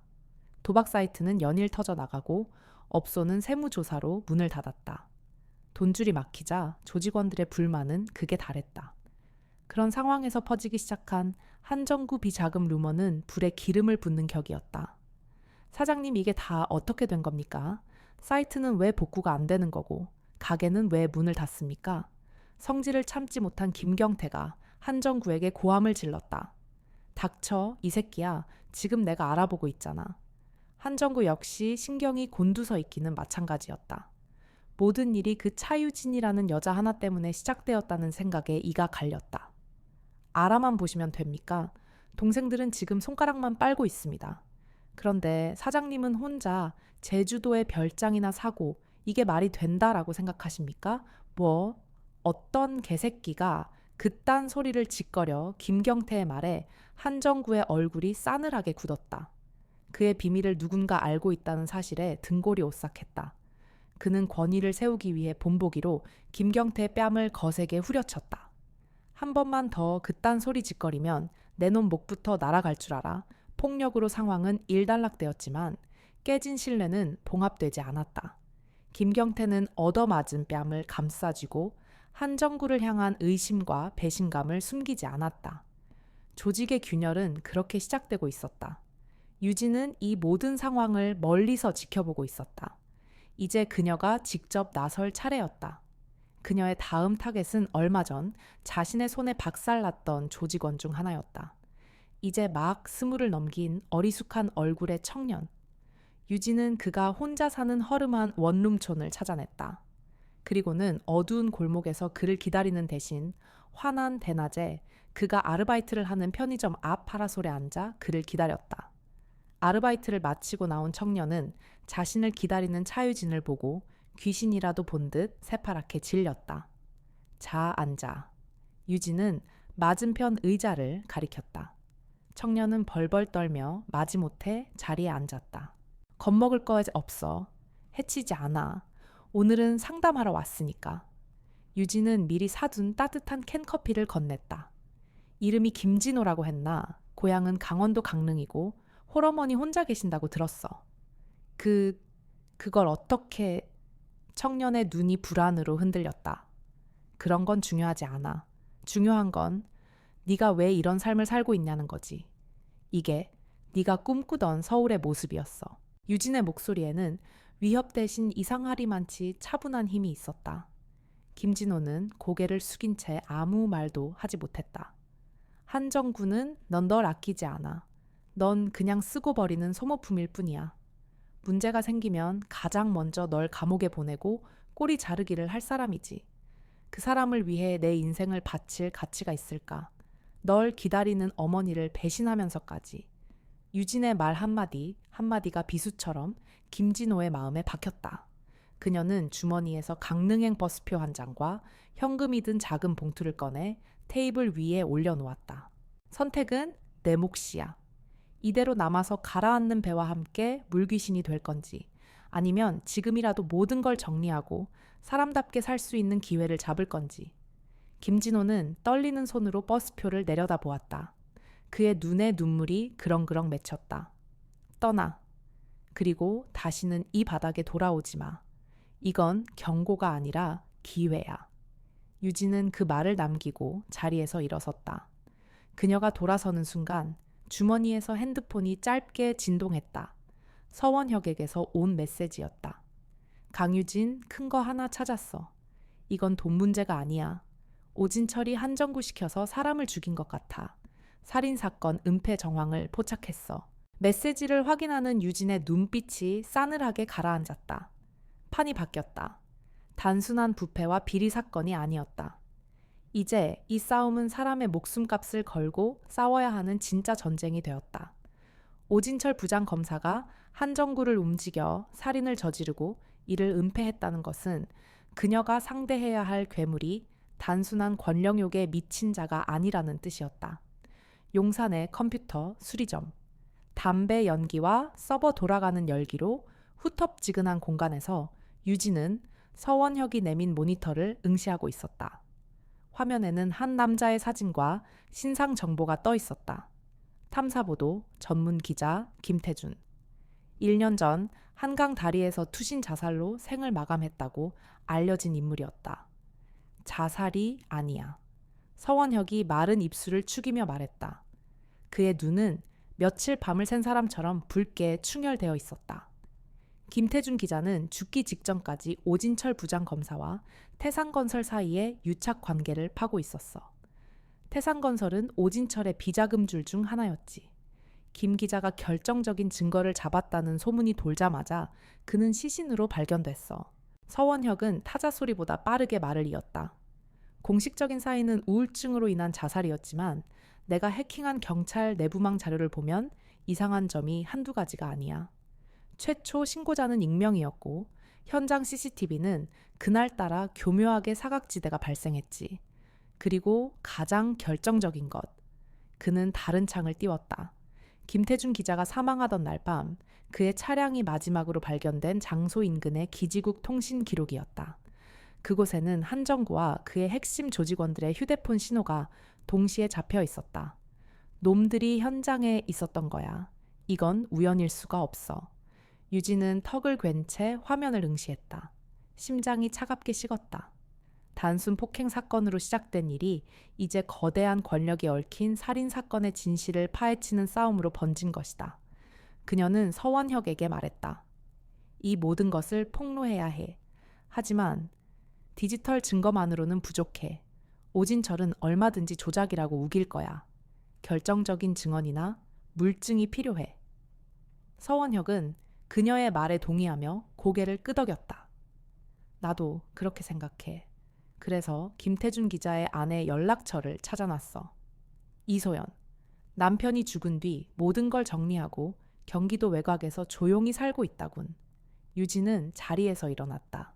그녀의 다음 타겟은 오진철이 아니라 그의 죄를 밝힐 결정적인 증거였다. 다음 날 차유진은 낡은 다세대 주택들이 밀집한 경기도의 한 작은 동네를 찾았다. 김태준 기자의 아내 이소연이 사는 곳이었다. 문을 두드리자 경계심 가득한 눈빛의 여인이 그녀를 맞았다. 남편을 잃은 슬픔과 세상에 대한 공포가 얼굴에 깊게 새겨져 있었다. 누구시죠? 김태준 기자님, 사건의 진실을 밝히고 싶은 사람입니다. 유진의 한마디에 이소연의 얼굴이 하얗게 질렸다. 그녀는 다급하게 문을 닫으려 했다. 돌아가세요. 저희는 이제 조용히 살고 싶어요. 남편분의 죽음 정말 자살이라고 믿으십니까? 유진은 닫히는 문틈으로 나지막이 물었다.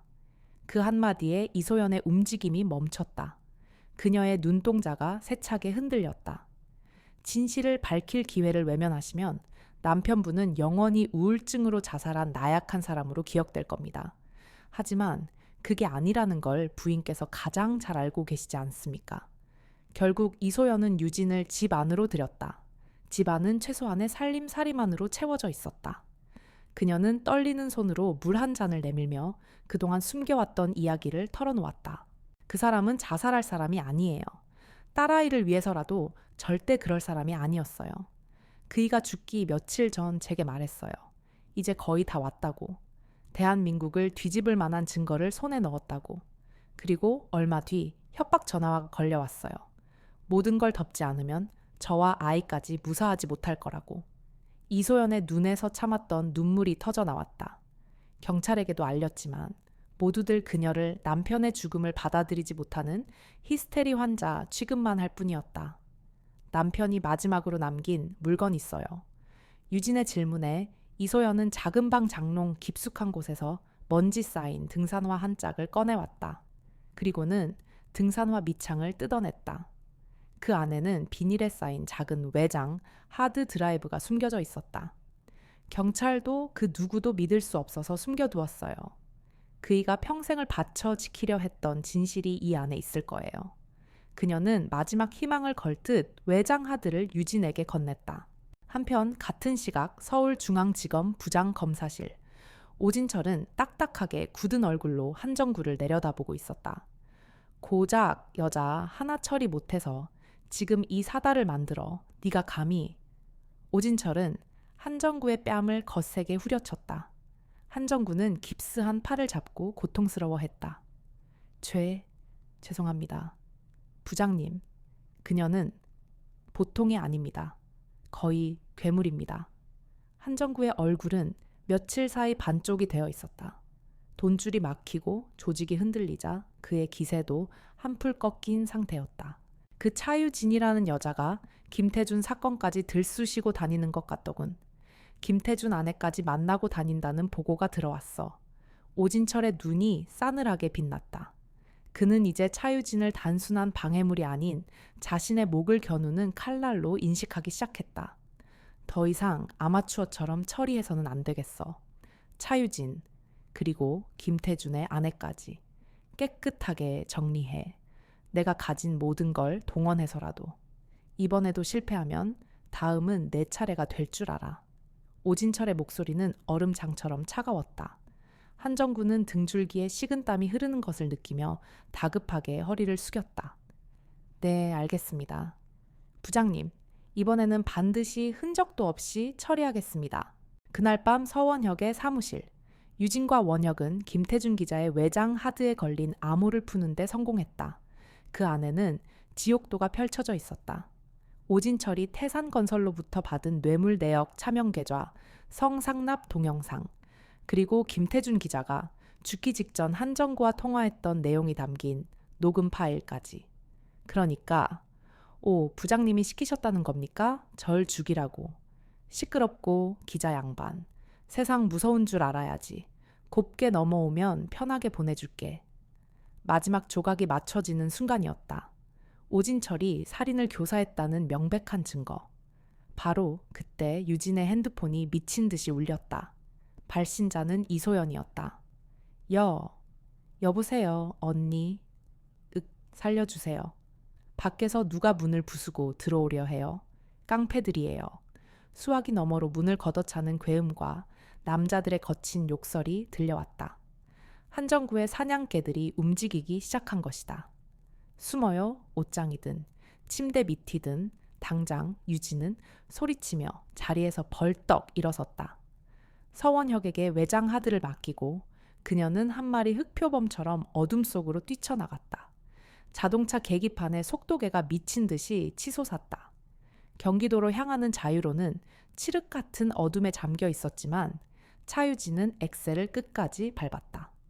엔진이 터져나갈 듯 굉금을 냈지만 그녀의 심장 소리에 비하면 조용한 속삭임 같았다.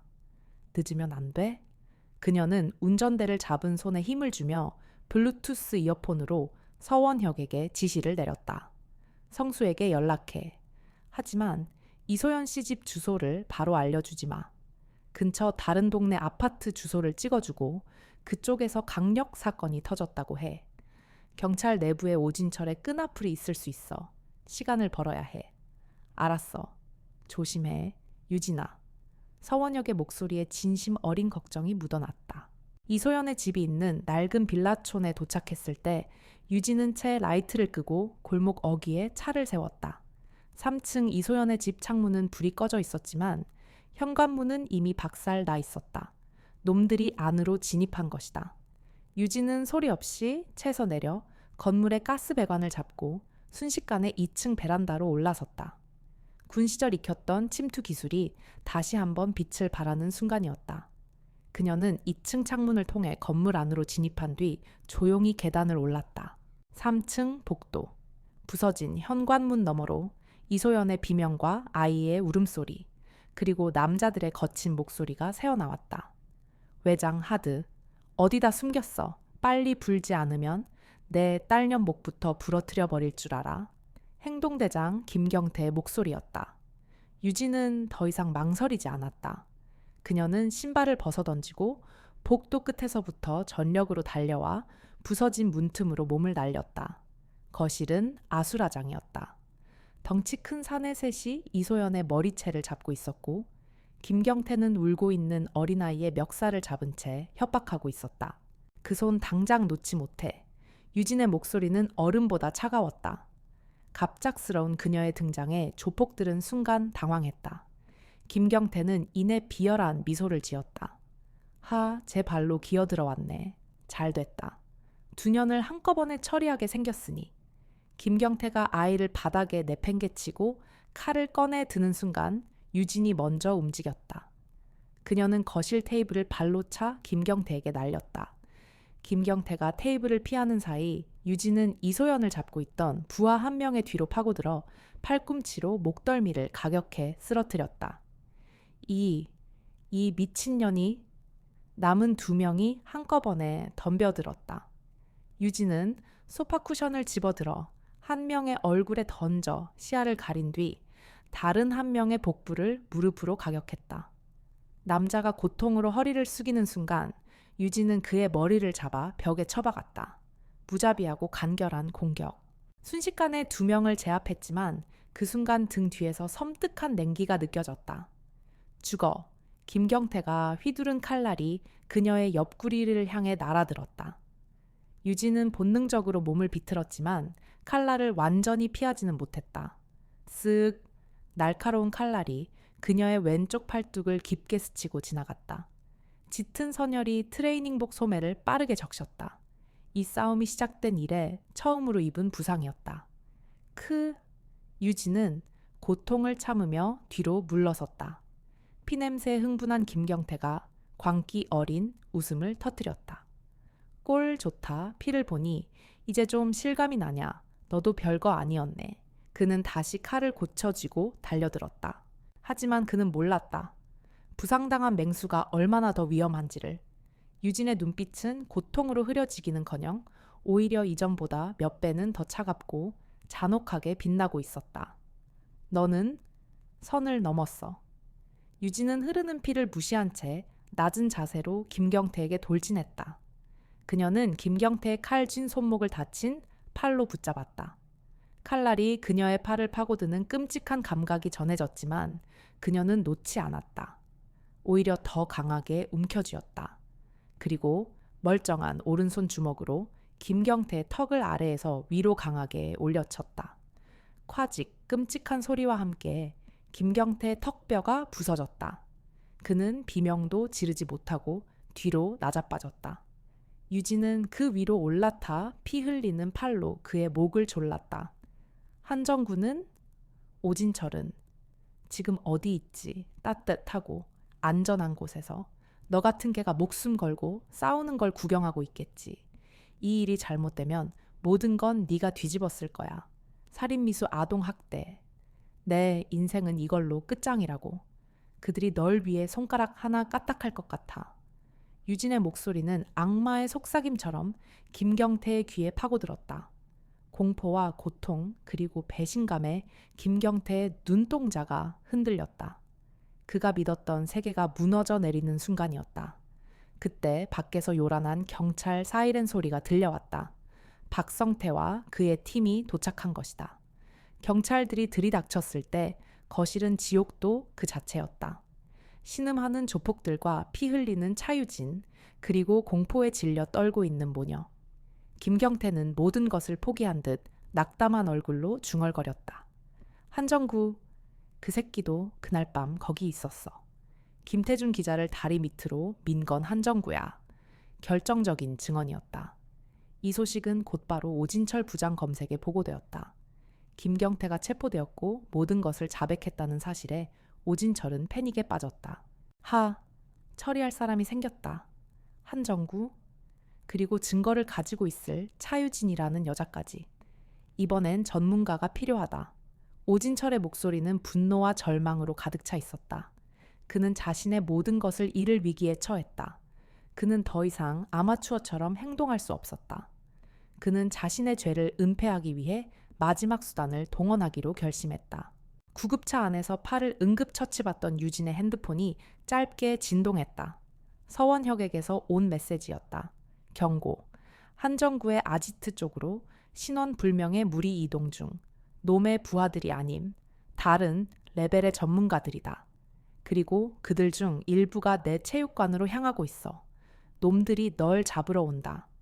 유진의 눈빛이 싸늘하게 굳었다. 적은 이제 조폭의 수준을 넘어섰다. 오진철의 마지막 발악이 시작된 것이다. 사이렌이 울리는 구급차 안. 유진은 흐르는 피를 압박대로 짓누르며 냉정하게 상황을 판단했다. 오진철이 전문가들을 보냈다. 목표는 둘. 자신과 이제는 증인이 되어버린 한정구. 성수야. 옆에 함께 타고 있던 박성태를 불렀다. 자네 팀을 데리고 내 체육관으로 가. 놈들이 거기로 올 거야. 외장 하드는 원혁이가 빼돌려서 안전해. 자네는 놈들을 거기서 막아줘. 박성태의 얼굴에 경악이 스쳤다. 선배님은요, 지금 부상이 심합니다. 병원으로. 나는 한정구에게 가야겠어. 박성태의 목소리는 믿을 수 없다는 듯이 떨렸다. 제정신입니까? 그놈을 잡으러 가야지. 구하러 가다니요.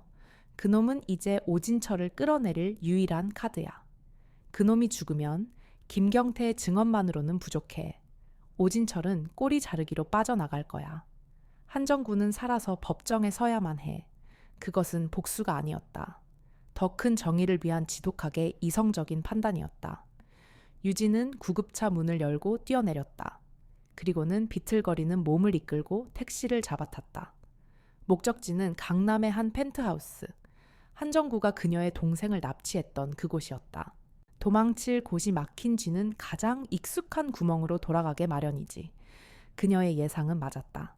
한정구는 모든 것을 버리고 해외로 도망치기 위해 숨겨둔 비자금과 위조 여권을 챙기러 자신의 첫 번째 아지트로 돌아와 있었다. 유진이 펜트하우스의 부서진 문을 열었을 때 한정구는 가방에 돈다발을 쓸어 담고 있었다. 그는 유진을 보자마자 기겁하며 뒷걸음질 쳤다. 의학저리가, 이 괴물 같은 년. 오진철이 널 죽이러 사람을 보냈어. 유진은 피가 배어 나오는 팔을 붙잡은 채 차갑게 말했다. 뭐라고 그럴 리가 없어. 부장님이 왜 나를... 내가 입을 열면 모든 게 끝나니까. 한정구의 얼굴이 절망으로 일그러졌다. 바로 그때 건물 아래층에서 조용하지만 섬뜩한 움직임이 느껴졌다. 조폭들의 시끄러운 발소리가 아니었다. 훈련받은 자들의 절제되고 효율적인 발소리. 오진철이 보낸 전문가들이 도착한 것이다. 이제 이 방은 거대한 덫이 되었다. 유진과 한정구는 함께 갇힌 사냥감이 된 것이다. 한정구는 주저앉아 머리를 감싸 쥐었다. 그 순간 창문이 깨지며 검은 옷의 사내가 밧줄을 타고 안으로 들어왔다. 그의 손에는 소음기가 달린 권총이 들려 있었다. 사내가 한정구를 향해 총구를 겨누는 찰나 차유진이 먼저 움직였다. 그녀는 옆에 있던 무거운 철제 의자를 집어 던졌다. 사내는 총을 쏘는 대신 의자를 피했고 그 틈을 타 유진은 그의 품으로 파고들었다. 상대는 특수훈련을 받은 전문가였다.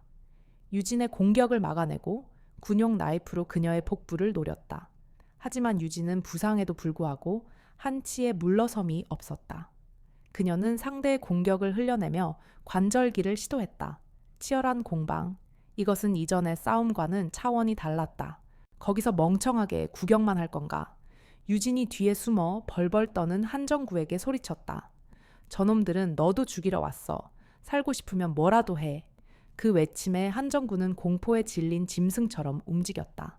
그는 바닥에 떨어져 있던 소화기를 집어들어 유진과 뒤엉켜 싸우는 사내의 뒤통수를 내리쳤다.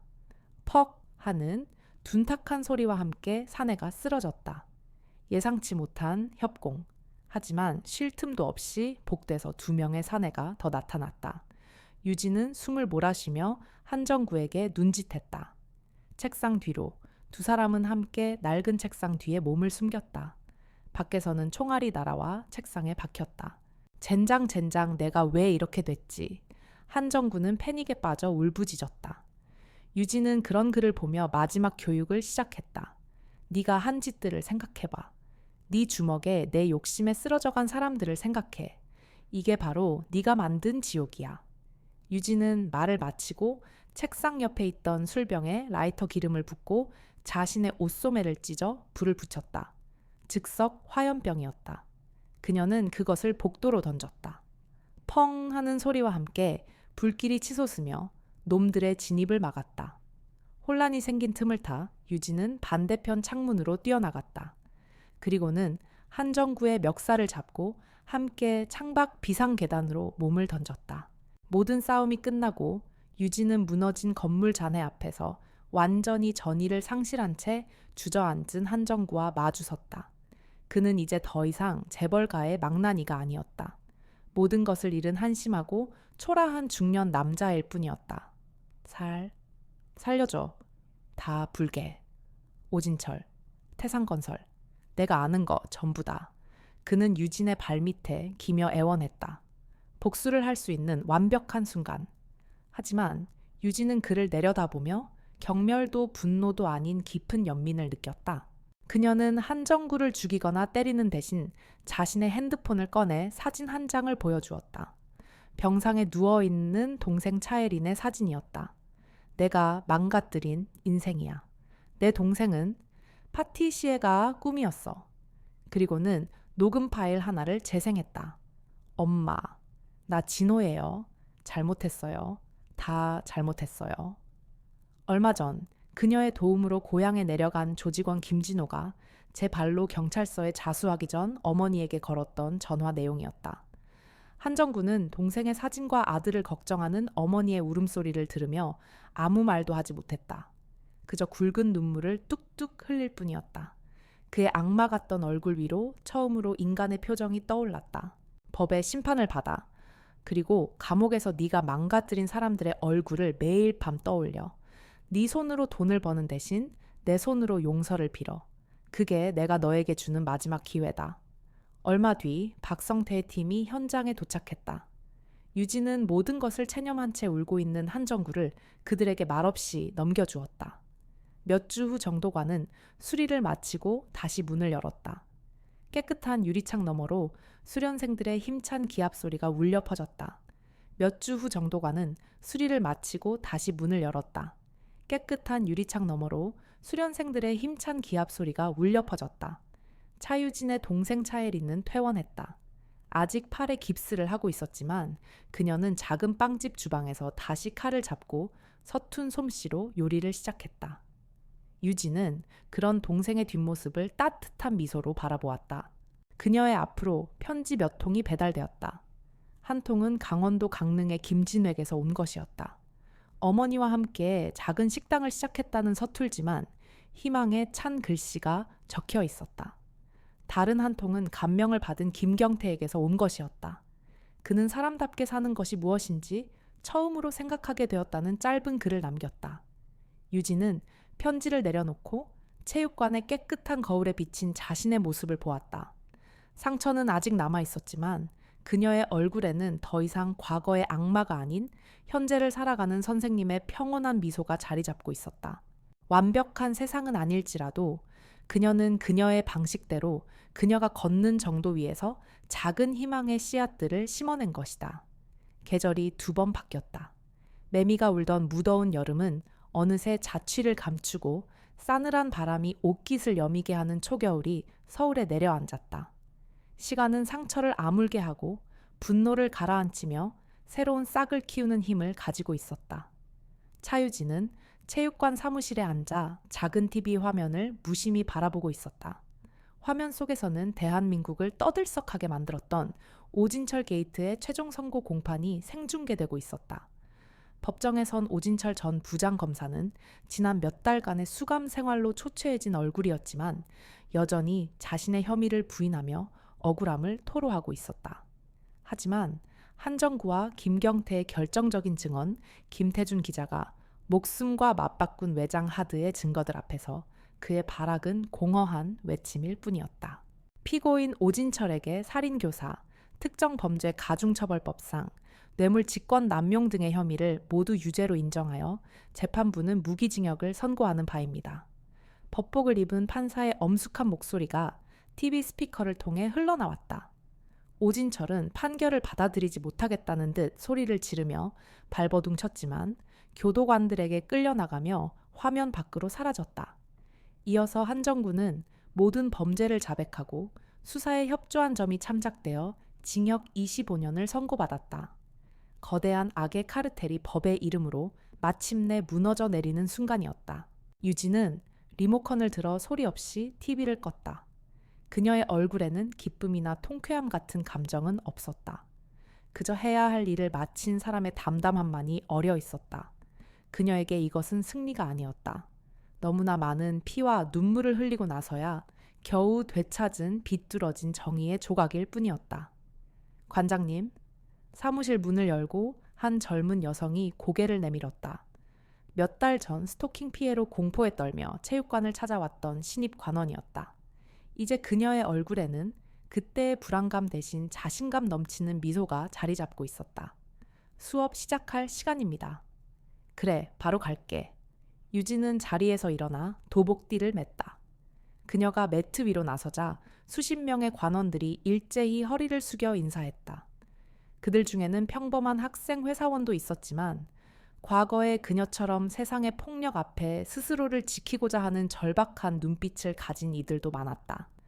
유진은 한 명 한 명의 자세를 교정해주며 나지막이 말했다. 우리가 무술을 배우는 이유는 누군가를 증오하기 위해서가 아닙니다. 폭력을 폭력으로 되갚기 위해서도 아닙니다. 그녀의 시선이 겁 많던 신입 관원에게 향했다. 우리는 더 이상 두려워하지 않기 위해 강해지는 겁니다. 괴물을 잡기 위해 스스로 괴물이 될 필요는 없습니다. 내 안의 중심을 바로 세우고 어떤 위협 앞에서도 흔들리지 않는 힘을 기르는 것. 그것이 우리가 이길 정도를 걷는 이유입니다. 그것은 관원들에게 하는 말이자 동시에 그녀 스스로에게 하는 다짐이었다. 그녀는 이제 복수가 아닌 성장을 가르치는 선생님이었다. 그날 저녁 마포의 한적한 골목에 위치한 작은 빵집은 따뜻한 온기로 가득 찼다. 차예린이 운영하는 이제는 제법 동네 맛집으로 소문난 곳이었다. 자, 다들 이쪽으로 앉아. 예린은 아직 팔에 옅은 흉터가 남아 있었지만 그 누구보다 활기찬 모습으로 빵과 음료를 날랐다. 그의 옆에서는 여자친구 서연이 밝은 미소로 손님들을 맞았다. 그녀는 더 이상 어둠을 무서워하지 않았다. 오히려 그녀는 유진의 체육관에 다니며 이제는 제법 호신술 자세가 나오는 수련생이 되어 있었다. 테이블에는 유진과 박성태, 그리고 억지로 끌려 나온 듯 투덜거리면서도 빵을 가장 잘 먹고 있는 서원혁까지 5명이 둘러앉아 있었다. 오진철이 무기징역을 받았으니 이제 검찰 내부도 대대적인 물갈이가 시작될 겁니다. 선배님 덕분에 썩은 뿌리 하나를 제대로 뽑아냈습니다. 박성태가 맥주잔을 채우며 말했다. 그는 이번 사건을 해결한 공로를 인정받아 특별 승진이 결정되었다. 내가 한 건 별로 없어. 자네와 원혁이가 없었다면 불가능했을 일이야. 유진이 담백하게 대답하자 서원혁이 입에 있던 빵을 삼키며 말했다. 저는 그냥 키보드 몇 번 두드린 것뿐입니다. 괴물들 소굴에 직접 뛰어든 건 당신이잖아요. 그들은 서로에게 공을 돌리며 웃었다. 끔찍했던 사건은 역설적으로 그들을 세상에 둘도 없는 끈끈한 유대감으로 묶어주었다. 마치 전쟁을 함께 겪은 전우들처럼. 예린이 직접 만들었다는 케이크가 테이블 중앙에 놓였다. 그는 쑥스러운 듯 머리를 긁적이며 잔을 들어 올렸다. 다들 정말 고맙습니다. 그리고 우리 누나, 예린의 시선이 유진에게 향했다. 그의 눈에는 미안함과 고마움, 그리고 깊은 존경심이 담겨 있었다.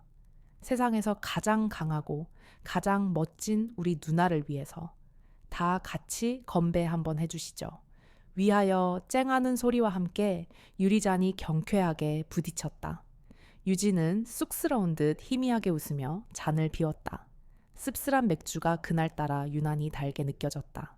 깊은 밤 자신의 오피스텔로 돌아온 유진은 책상 서랍에서 낡은 편지 몇 통을 꺼내 보았다. 강릉의 김진호, 그리고 교도소의 김경태에게서 온 편지였다. 그녀는 잠시 생각에 잠겼다가 새 편지지를 꺼내 펜을 들었다. 김진호 씨에게. 어머니와 함께 차린 식당이 번창하길 바랍니다. 넘어지는 것은 부끄러운 일이 아닙니다. 다시 일어서지 않는 것이 부끄러운 일입니다. 당신은 이미 가장 큰 용기를 냈으니 앞으로의 삶은 분명 좋은 일들로 가득할 겁니다. 유진은 짧은 편지를 봉투에 넣었다. 그때 핸드폰으로 메시지 한 통이 도착했다. 박성태를 통해 연락해온 한정구의 국선 변호사에게서 온 것이었다. 차유진 선생님께 한정구 씨가 꼭 전해달라는 말이 있어 대신 전합니다. 15년 만에 어머니가 면회를 와주셨습니다. 그것뿐입니다. 두서없는 연락 죄송합니다. 유진은 메시지를 한참 동안 말없이 내려다보았다. 그것은 사과도 감사도 아니었다. 하지만 그 어떤 말보다 더 무거운 의미를 담고 있는 한마디였다. 그녀가 가르쳐준 마지막 교육이 얼어붙었던 괴물의 심장에 작은 파문을 일으킨 것이다. 완벽한 교환은 아닐지라도 그것은 분명한 변화의 시작이었다. 다음 날 휴일. 차유진은 유기견 보호소 봉사활동을 마치고 커다란 골든 리트리버 한 마리를 데리고 공원을 산책하고 있었다. 겨울 햇살이 나뭇가지 사이로 부서져 내렸다. 그녀의 팔에는 칼에 베었던 흉터가 옅게 남아 있었다. 평생 지워지지 않을 그 여름의 흔적이었다. 공원 벤치에 앉아 잠시 숨을 고르는데 저 멀리 한 가족이 아이와 함께 웃으며 공을 차는 모습이 보였다. 평범하고 소박하지만 더없이 소중한 일상의 풍경. 그녀가 그토록 지키고 싶었던 바로 그 모습이었다. 유진은 문득 깨달았다. 그녀 안의 악마 혹은 그림자라 불렀던 과거의 자신은 사라지지 않았다는 것을. 그것은 여전히 그녀의 일부로 존재했다. 다만 이제 그녀는 더 이상 그것에 휘둘리지 않았다.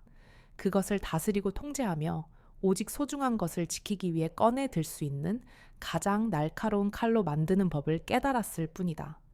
강함이란 모든 것을 파괴하는 힘이 아니었다. 소중한 것을 지켜내고 부서진 것을 다시 일으켜 세우며 어둠 속에서도 나아갈 길을 만들어내는 힘이라는 것을.